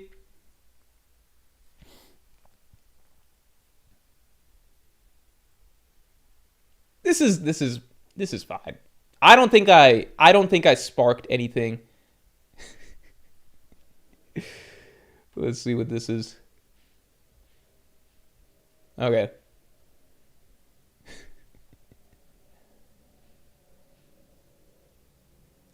Oh shit.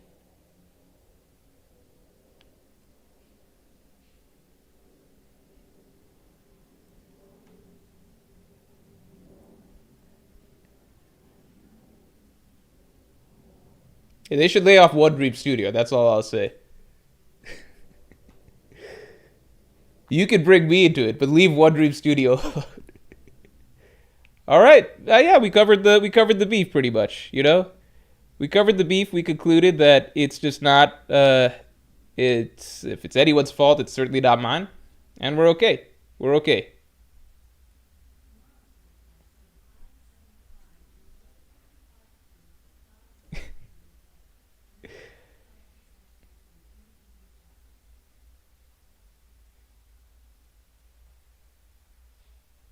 All right. Continuing on.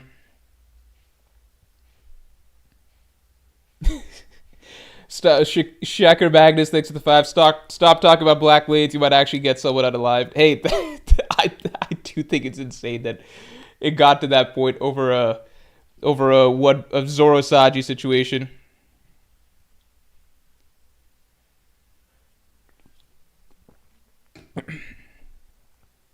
Apple Killer 2308, thanks for the 5. Why are Sabo and Dragon separated on the 12 contestants for the One Piece panel?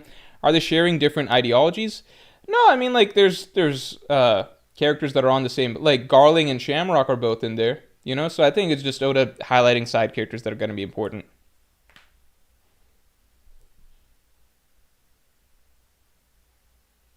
What was the clip of Morge talking? Oh, the clip. The clip was just I don't even know which. I talked about Black Blades a couple times. I don't know which clip that was. It must have been the Black Blade one. Maybe it was just me talking about how Black Blades are just like people really people really liking the sword, you know?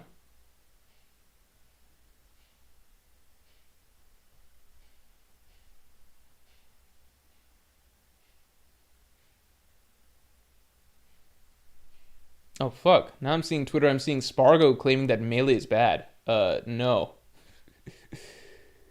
What the fuck? Spargo thinks Melee is a terrible game? Oh my god. That's insane. Ah, this is not right. This is not right. Spargo need. I've lost a lot of respect for Spargo.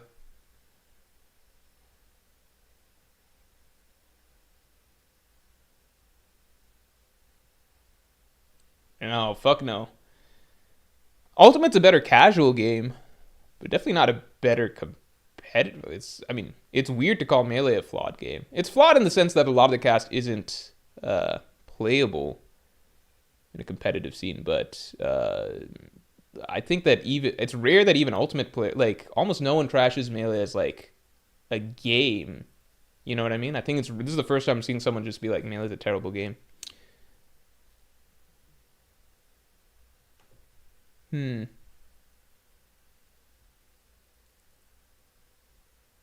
Yeah, I think that's kind of insane. Damn. No, Spargo lost a lot of respect for me for that. That's crazy. That's crazy. What the hell? I used to root for that kid. I don't really watch tournaments in the last couple of years or whatever. I'll watch like highlights or clips or whatever, but I don't know.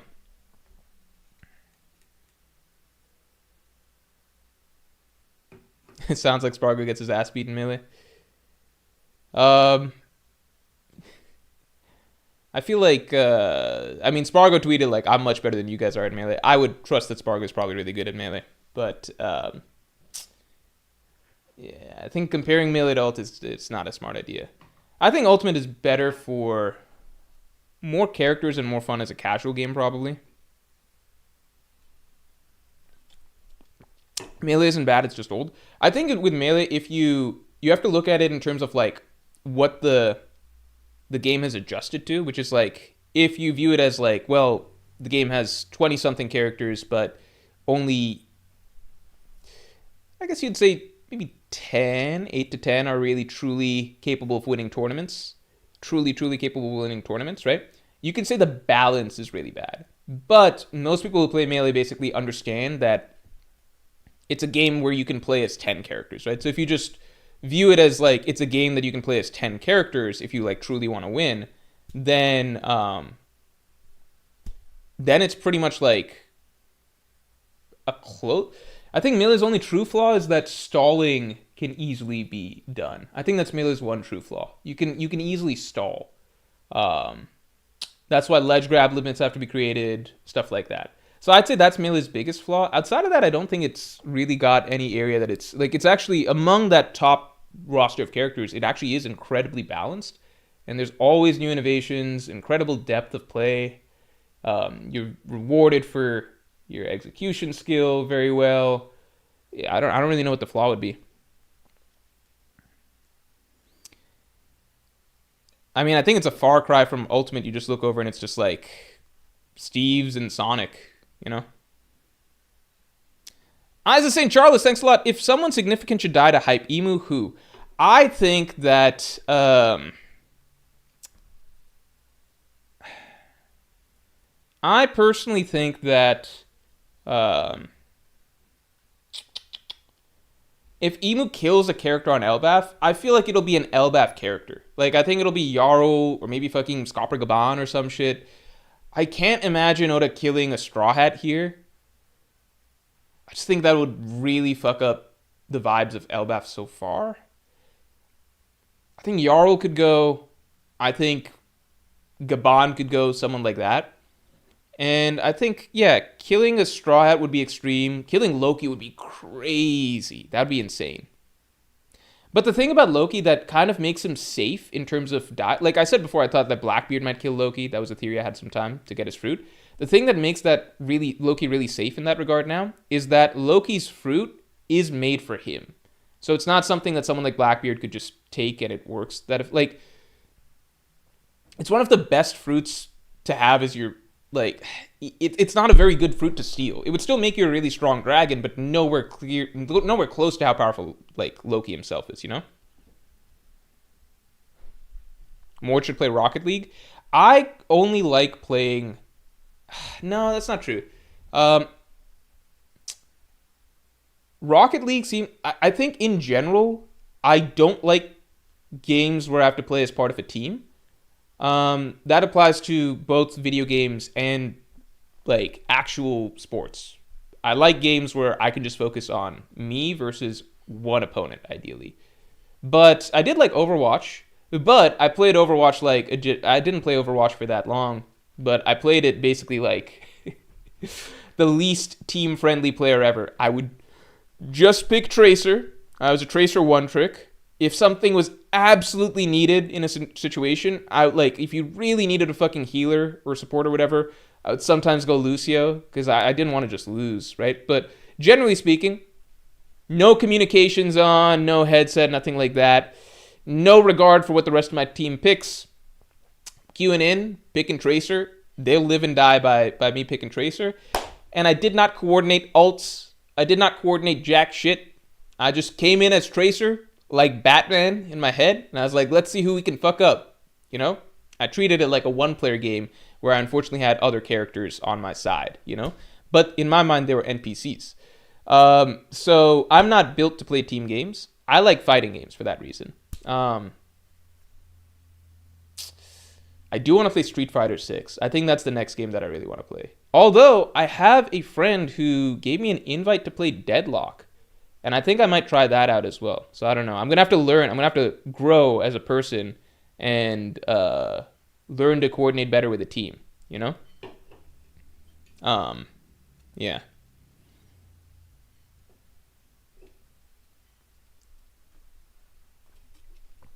At one point, I even tried playing League of Legends for a little bit. I downloaded League of Legends. I was like, let me get into this.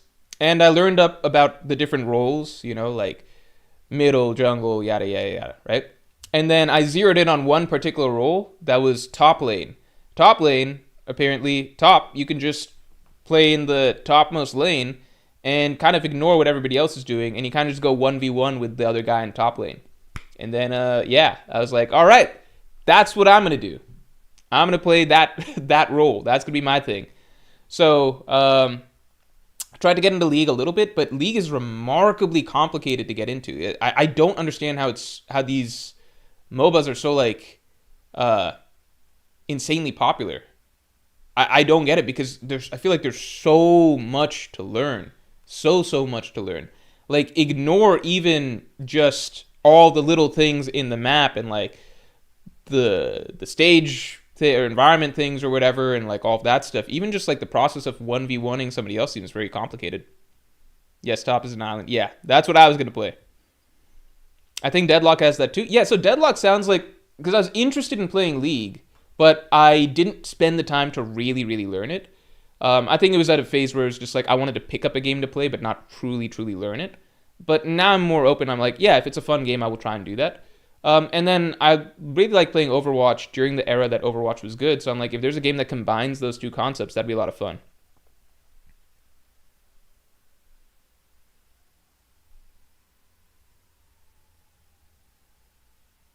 People get filtered out when they try the game, but those who stick play forever. Yeah, I've just heard that there's no game that's as addicting as like something like League or Dota. I've heard those games are extremely addicting. So I'm like, am I playing with fire trying to get into those? I don't know. Yeah. I think either that or I'm going to start playing Melee again or a Street Fighter or something like that.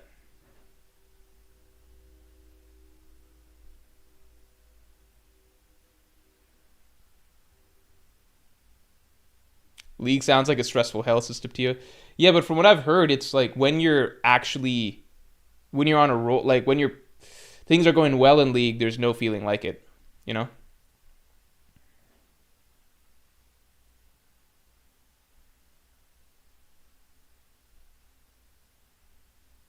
Ever play Guilty Gear?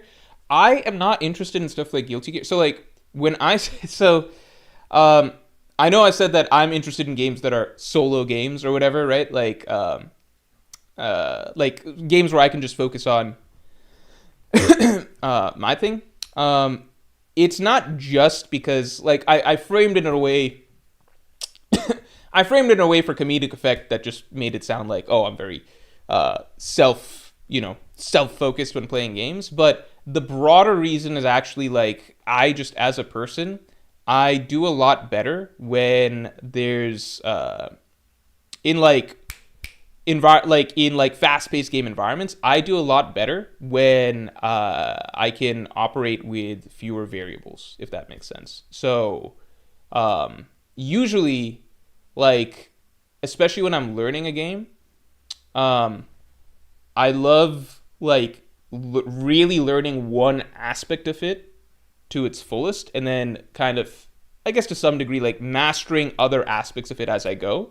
But that's why lots of games where there's a shit ton to learn from the beginning can feel a little bit overwhelming to me.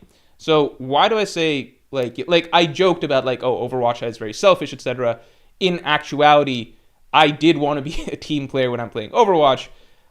It's just from the beginning, it was just like, okay, let me just learn mechanically how I play Tracer. I really enjoy playing Tracer. And then as time went on, I understood better how to play like to the strengths of what the team as a whole is trying to do. And then that's when I started playing like support characters as well, like Lucia. Okay, so I'm partly playing that up for comedic effect. Okay, but in actuality, it is true that like if I have to learn a lot really fast, I do better by mastering one part by itself. Okay, so again with League, it's also like just I wanted to play top lane first because like one, the idea of duels is more fun to me, but two, also it's just like, well, something like jungle just seems like you got to learn everything, right? So where does that play into Guilty Gear? So I've also found that when I play fighting games, I don't like fighting games that involve and I might be wrong on this, but does Guilty Gear involve? I think I like fighting games that are more fundamental focused. That's not to say that Guilty Gear isn't, but I love just playing footsies without a lot of additional flash and all of that. Guilty Gear, unless I'm mixing it up, I think has a lot of effects. Like, it seems like a very, very flashy game. It's also another reason I never played like the Dragon Ball fighting game, even when it was very popular, because I didn't like that game involved swapping out characters a lot. I prefer learning one character really, really well. I don't want to have to learn a roster of characters and stuff like that, you know? So that's why I gravitate towards Street Fighter, because it is a game that's very, very focused on fundamentals. Anytime I pick up a game that, like, let's say it's a fighting game or whatever, I don't even try to learn combos early on. I really, really, really just focus on learning neutral, learning exactly how I want to play in neutral. And then after I feel really, really comfortable in that, then I start expanding and started learning some combos, stuff like that. So, you know.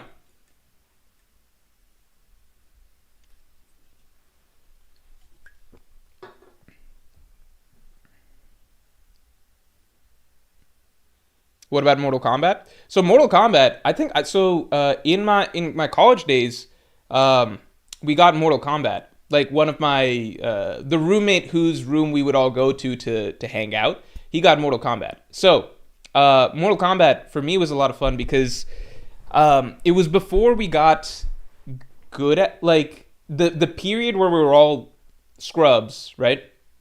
We were all scrubs and just picking up the game. So I joined in playing Mortal Kombat a little bit later because I was away for the first couple days that I think I was home for the weekend or whatever for the first couple days that they got Mortal Kombat. So which Mortal Kombat was it? Mortal Kombat X, or it must have been maybe the 9.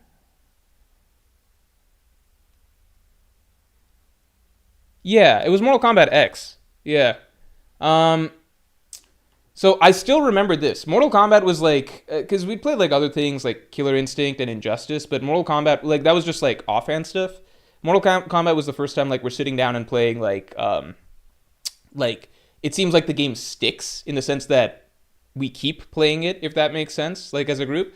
So I came a little bit late. So for me, it was a lot of fun because I wasn't really used to playing like traditional fighters to that point. Like, I played a lot of Smash, but traditional fighters, I was like still learning it, but a lot of the skills still translate.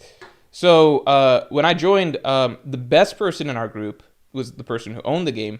I could beat everybody else, but not him. And I was like rotating characters and stuff and trying to figure out what worked. So I could beat everybody else, but not him. And then I was just given, like, we were all just lounging in the room. So then I just, like, we're trading off who's playing or whatever. Then nobody's playing for a bit. So I'm just like idly, I just go online to start playing. And it felt like a sort of like, this is the most in real life, like, hyperbolic time chamber training that I can think of. So it's all one session, which is all, we're just chilling. And I'm playing online till I lose, right? So you're getting matched with people. But every single round, I would, like, every single person I was matched with, I would beat, but by like the skin of my teeth. And as I'm playing, I'm like getting better. And I was keeping it very simple in terms of what I was doing. So I didn't know combos or anything like that. And then my friends were pointing out, dude, you should use the soup, like, you should use your special, like your super, you're building up a meter, you should use that. I was just like, I don't want to learn that. I don't want to like figure out how that plays into what else I'm doing. Let me just keep it very simple. So I kept it very simple. And then I got better and better. Never used the meter stuff. And then at the end of the session, I played my friend again. And now, over the course of like that hour of just playing random people online and getting better, I was now better than him. So then he couldn't beat me after a few rounds. So then I felt really good. That was like the fastest learning experience that I had with like traditional fighting games. And I realized that I was good when not trying to think about like adding too many things to it, just like getting good at what I understand first and then slowly adding stuff. But this was all very early. So then after that, you know, we all got better and like we all like it became more back and forth, etc. But I still distinctly remember that day because it felt like an anime sort of thing, which is like, oh, I can't beat this guy. okay, well, let me just play online for a bit. And then I could feel myself improving with each person. And then I was on like a really good win streak. And I knew I was a lot better by the end of that win streak. So then at the end of the win streak, I'm like, okay, now we rematch. And now I've surpassed him. So that felt good. Again, we all got a lot better after that. That wasn't like the status quo from then on. But I do still distinctly remember people, like my friends watching me, like, dude, use the meter. Like, use your super and stuff. I'm like, I can't be worried about, like, don't concern me about that stuff right now. I'm going to keep doing what I'm just going to ignore that part of the game for the moment. Yeah, Mortal Kombat is not the same as, like, a lot of other, what do you call, fighting games, you know?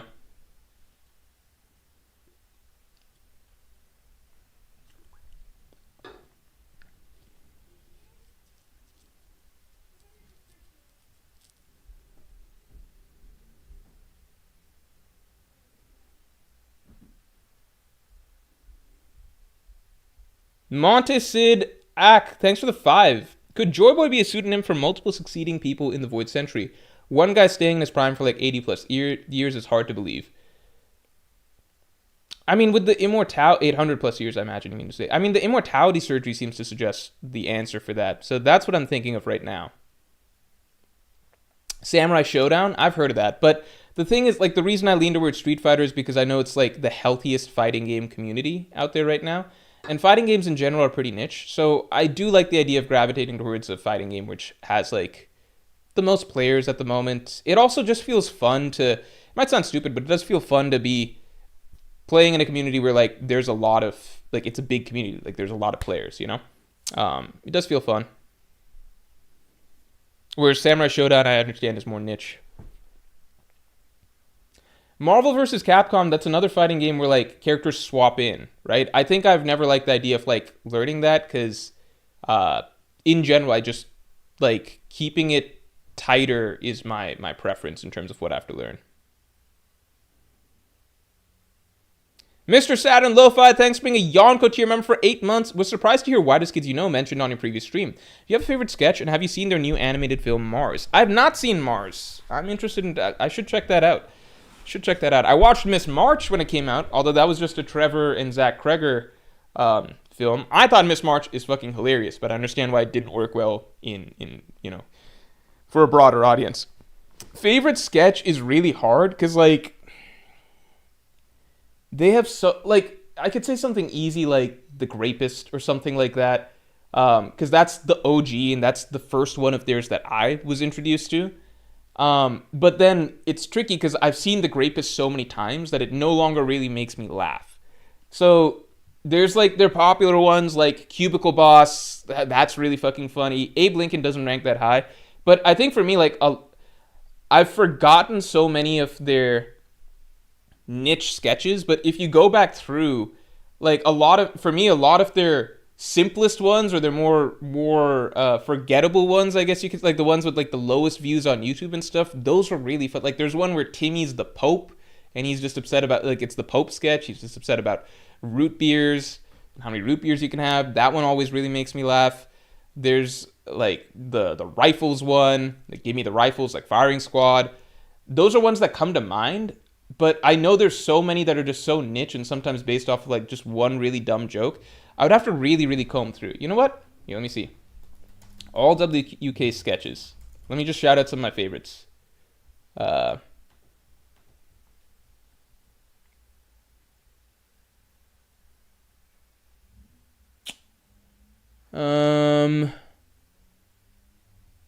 Opus is great. Astronauts is great. I like Glory Hole. I like Nail Gun. Mountain of Chairs. Sam's Muscles. Rip Your Dick Off. Like, Rip Your Dick Off is such a simple one, but I still find it fucking hilarious. Like, it's... a lot of their sketches are so simple and short, and it's just like one joke. Tar Toast is really fucking funny. I don't know. There's just too many. Like, if you were to ask me, like, what's one that I would just show somebody, it would probably be Grapist. That's the generic answer. I'd say, historically, which one made me laugh the most in the in the past when I was young, it would probably be Cubicle Boss. Cubicle Boss probably made me the laugh the most when I was young. Okay, but um, I don't know if I would say that's my favorite now, because like now it's like this was stuff I watched like 15 years ago. So now what I find funny is a little bit different than what I would find funny back then. I still think I'd find Cubicle Boss really funny.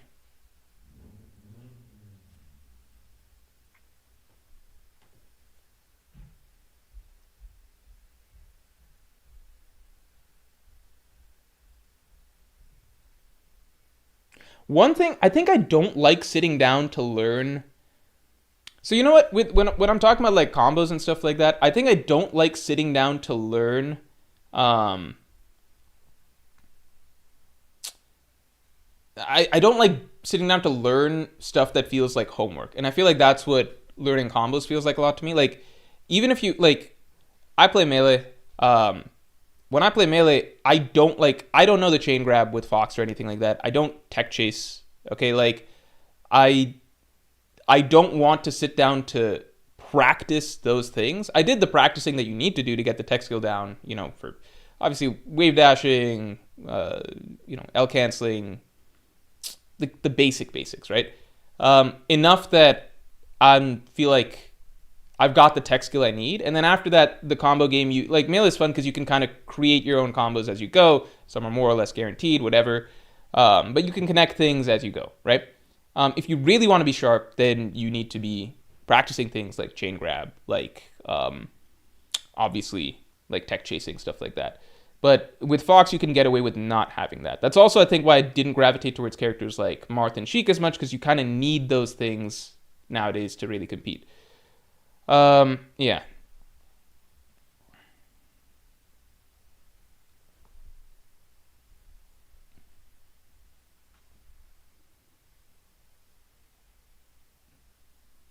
Which likes to wing it. The thing is, it's not even. I mean, everybody likes doing, combos the way that you want, but it's not like I'm saying that I'm some like crazy creative player, like or something like that. It's more so I love playing the way that it's more so actually just opposition to the work part. In that, like when I'm playing games, ultimately for me, games are for fun.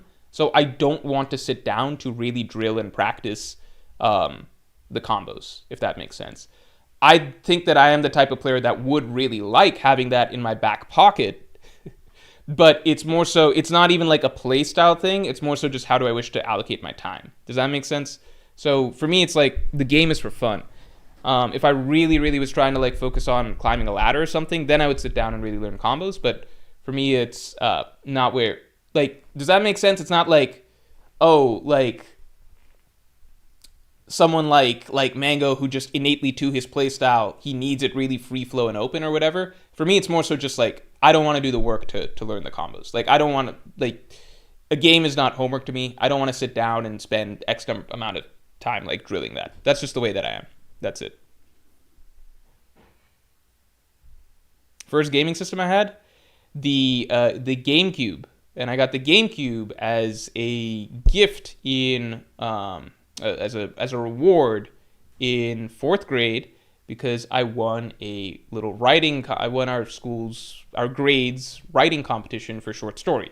Okay, so I won that, and because of that, my mom had promised me a game system of my choice. I picked the GameCube because my friends had the GameCube. If I'd known what I know now, I might have picked like the Xbox or the PlayStation, because that's ultimately like those are the popular game systems. The Nintendo GameCube was like the least popular at that point in time, but my friends in the neighborhood were Nintendo people, so I got the GameCube, right? If I'd picked the Xbox or the PlayStation, I'd probably grow up being much better at shooting games.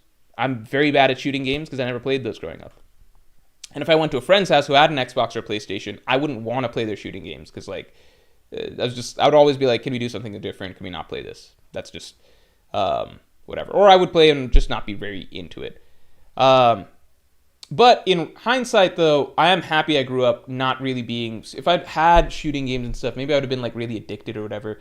I had the GameCube, and then after that, my parents didn't buy me another system till like 11th grade when they bought me the Wii, which was like many years after the Wii stopped being cool. my parents' mind was basically just like, we just bought you a game system. Why would you need another one now? Whereas like the kids around me, like, you know, you grow up in middle school, high school, like kids get new game systems and new consoles as the years come out, like, you know, as the generations of them go by, you know. For my parents, it was just like, it was like 2011 or whatever. And even up to then, they're just like, what do you need a new game system for? We just bought you the GameCube back in like 2004. That was their way of thinking, you know?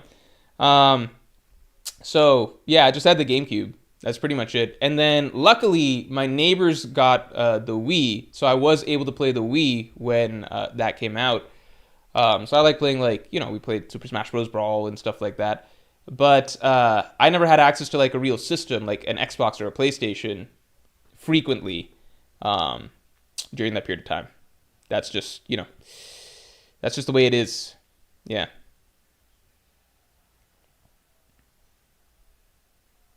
Yeah, I guess I'd put it this way. If I could tech chase and chain grab, like if I could skip the part where I have to do the homework for it, I would. Like, I wouldn't just be like, I'm going to be so creative and just wing it like Mango or whatever, or like Moki or whatever. I'm going to do that. I would fucking go for the thing that's guaranteed. It's just, I don't want to do the homework to get that really, really down, you know?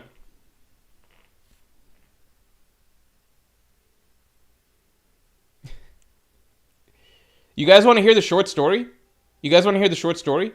The problem that happened is that I set the bar too high with that, which is like, my parents knew that I'd put some effort into writing the short story, so like the reward was like, if you win it, then you get this, right? My parents also did not believe when I won the short story contest, because it was just like, what the hell? Like, you know, it was just a surprise, right?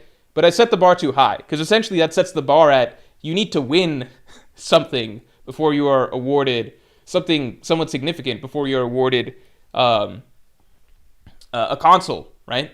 Something significant academic related, right? That doesn't happen often. I didn't win anything for the next for the rest of my schooling period, I guess, whatever, you know? Like, I didn't win anything like that. So I set the bar too high in that, okay, I need to win this, like, a writing competition or something before I get like something as simple as a game console as a reward. Yeah, it turns out that didn't happen again from middle school and high school, you know. So no more game.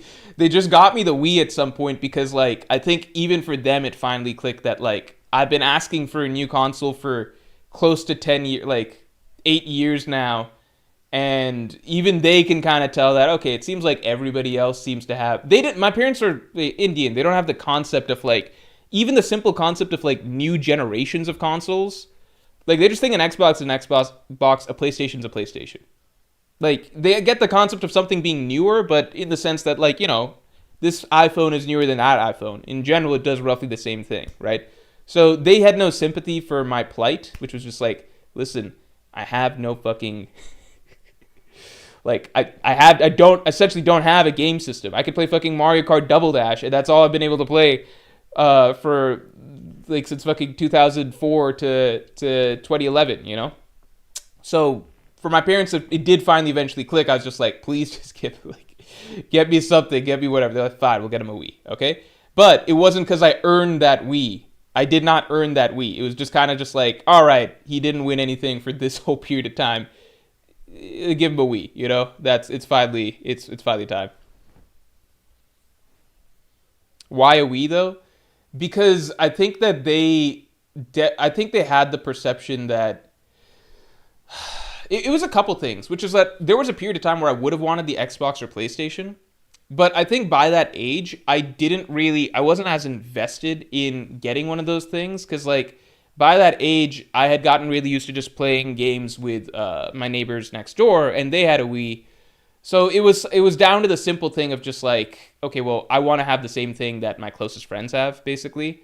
And I had, over the year, like, over such a long period of time of not having Xbox games or PlayStation games, I had grew to have a sort of, like, general block in my head of, like, I don't even want a console where I play shooters and stuff like that. Like, that's not even my thing. whatever. And I think also the last thing is that those consoles were more expensive, right? There was a lot of factors. My parents kind of trusted what the neighbors' kids had. They're just like, well, these kids have a Wii, so you get a Wii. And I was also just like, yeah, that's fine. That's good enough. I wanted to play Zelda. Skyward Sword was out. I was a Zelda fan. I wanted to play the new Zelda game. So that was a factor. I wasn't like too... I'd kind of just accepted as like, you know what? I'm never going to be a Call of Duty or a Halo kid. I'll just never really know what those are like. That's just the way it is. So I was kind of resigned to, yeah, I'll get the Wii, you know?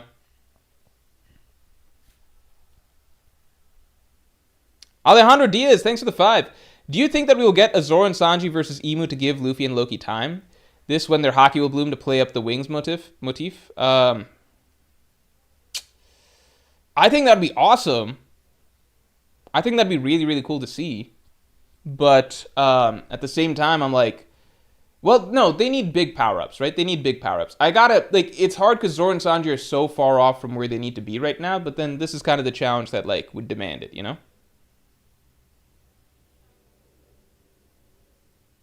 Unhealthy Veggie says, damn, Indian parents. I didn't know he was Indian. His accent is really clean. I'm also Indian BTW.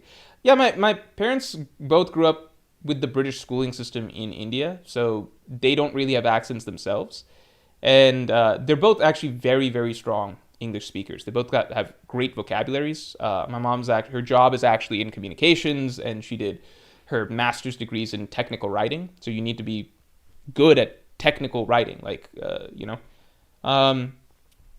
And then, my dad's in academia and stuff like that. So, it's just, English has actually always been my strong suit. I don't think I have a traditional American accent, though. I have something vague. I don't know.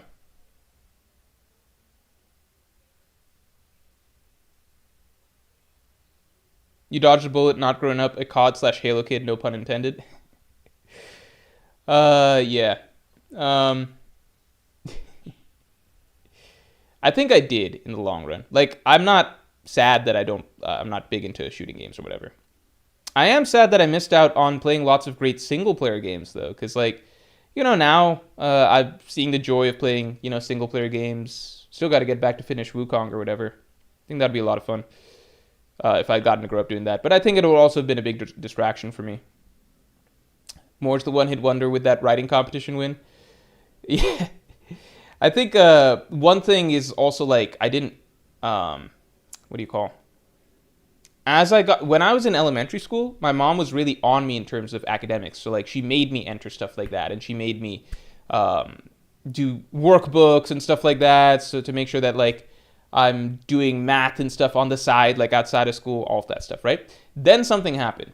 She got a job, right? So her priority kind of changed. And so middle school me and high school me basically had so much liberty, because my parents are both working full-time jobs, which means that I basically have very little oversight.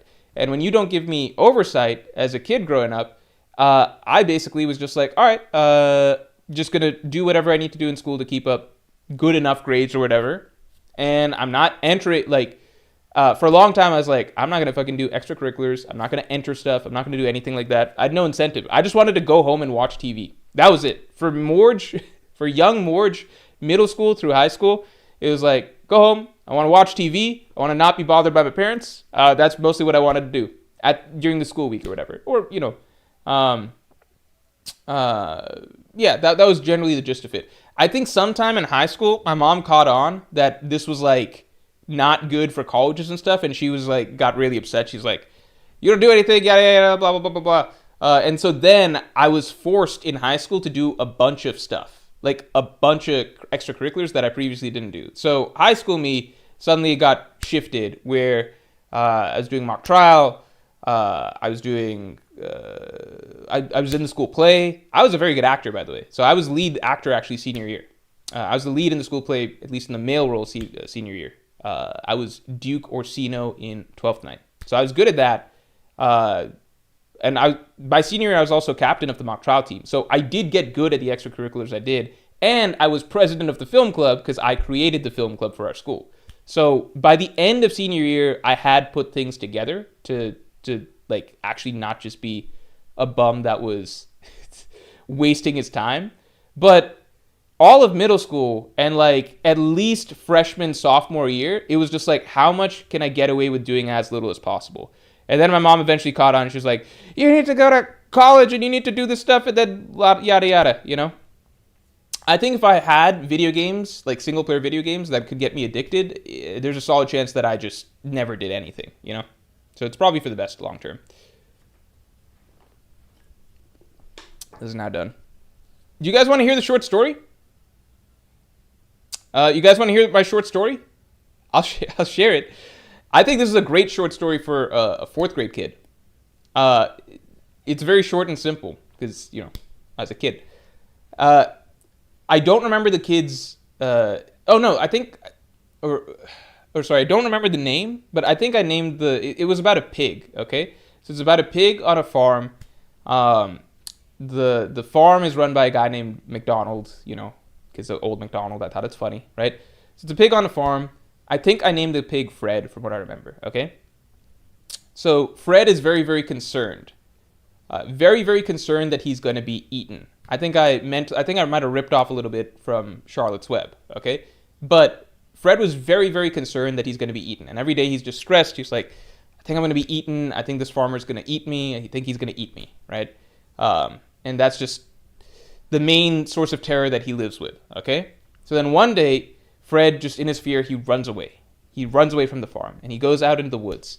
And I think he has like a couple adventures in the woods. I forget what exactly, but then eventually he meets like a wise owl. And the owl basically teaches him that, like, no, you can't live your life like this. You need to go back and face your fears, okay? You can't grow or whatever unless you go face your fears. So then that gives the pig the courage to go back to the farm, to face his fears, and then the farmer eats him the next day. And that's how the story ends. So, I didn't think that I was going to win with that story, but in retrospect, I'm like, that's a funny story. It makes sense that if you're a bunch of adults reading through a bunch of fourth grade kids, like short stories or whatever, that one would actually stand out as, you know, a funny twist that you might not expect from like a little kid or something like that. So I think it's a good story. I think it also possibly foreshadows quite a lot about it probably says something about me, but I don't know what. That's for you guys to decipher. Anyway, One Piece, One Life. Thanks for the 5. Yo, Morge, what I love about Emu, about a fight now, is that we can finally see what Oda wants the power ceiling of the world to be. About to be fire. Yeah, that's true. I wonder if Emu's going to be nerfed at all because he's bleeding and stuff, but I think that we are going to get to see a lot of what the final, I don't know. What the rest of the story is going to kind of be like. What we can expect the ceiling to be. I do agree with that. Tatsuki Fujimoto type short story? Yeah, I guess so.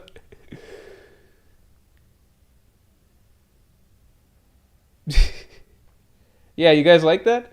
So what's funny is I think that there was a girl on my street who she got the second place prize, and I thought that hers was better. And her family was family friends with us, so like I didn't know that she was also like good at writing and stuff like that. So that was a pleasant surprise. But then I read her story, and I thought it was better. It was actually about time travel and stuff, so it was a bit more high concept than you would expect from a fourth grade story. So I was just like, I feel like I feel like the other story was better than my story, but I was like, well, I guess mine made them laugh, so that works.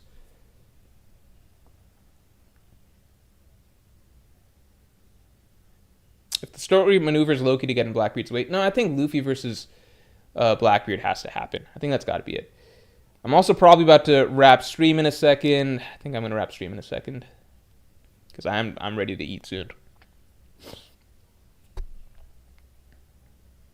Theory: Emu's fruit is like Chopper's fruit turns Emu from a human to a devil. Emu's is awakened, lets him turn others into devils.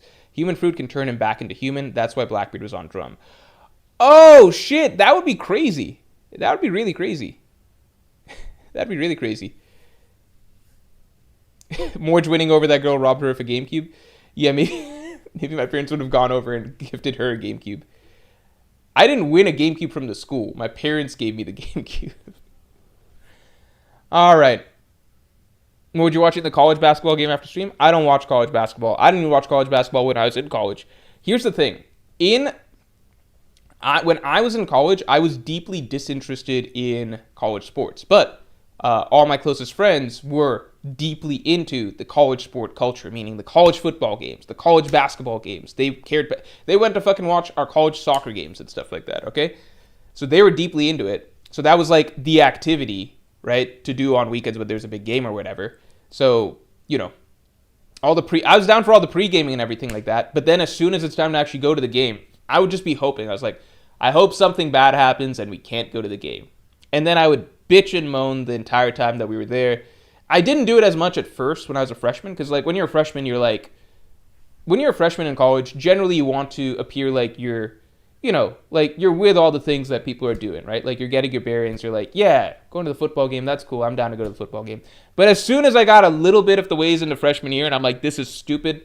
Our team fucking sucks. We just watched to go get them blown out all the fucking time. And it's fucking cold outside, and you guys are like, oh, the alcohol blanket will cover us, and it doesn't fucking cover us, and we have to stand the whole time because everyone in college football stadiums fucking stands up. After a certain point, I would start to bitch and moan, and then just leave the games early if I couldn't get everybody to go back with me. Basketball games, similar thing. I would just be like, this was before I was even a basketball fan. So I would go and I'd be like, this is fucking stupid. Why do we go to watch from the beginning of the game when everything is pretty much figured out in like the last 20 minutes? But that argument didn't hold up. Anyway. Now I'm a big basketball fan though, so it kind of changed. All right. I still don't understand the culture of like, it's just big in America where, people really want to watch college games. I just don't get why people want to watch college games of any sport. I don't understand the culture. I'm just like, they're not good. And I have no attachment to fucking like Auburn, like why, like I get like, I can root for my college, but if my college isn't good, why would I root for some random other college that I don't know? So I think I just don't understand it. All right, everybody. All right, thank you all for tuning in. You guys got a lot of like lore about myself, I guess, this stream for no real reason. I guess it just happened. But I guess if like in a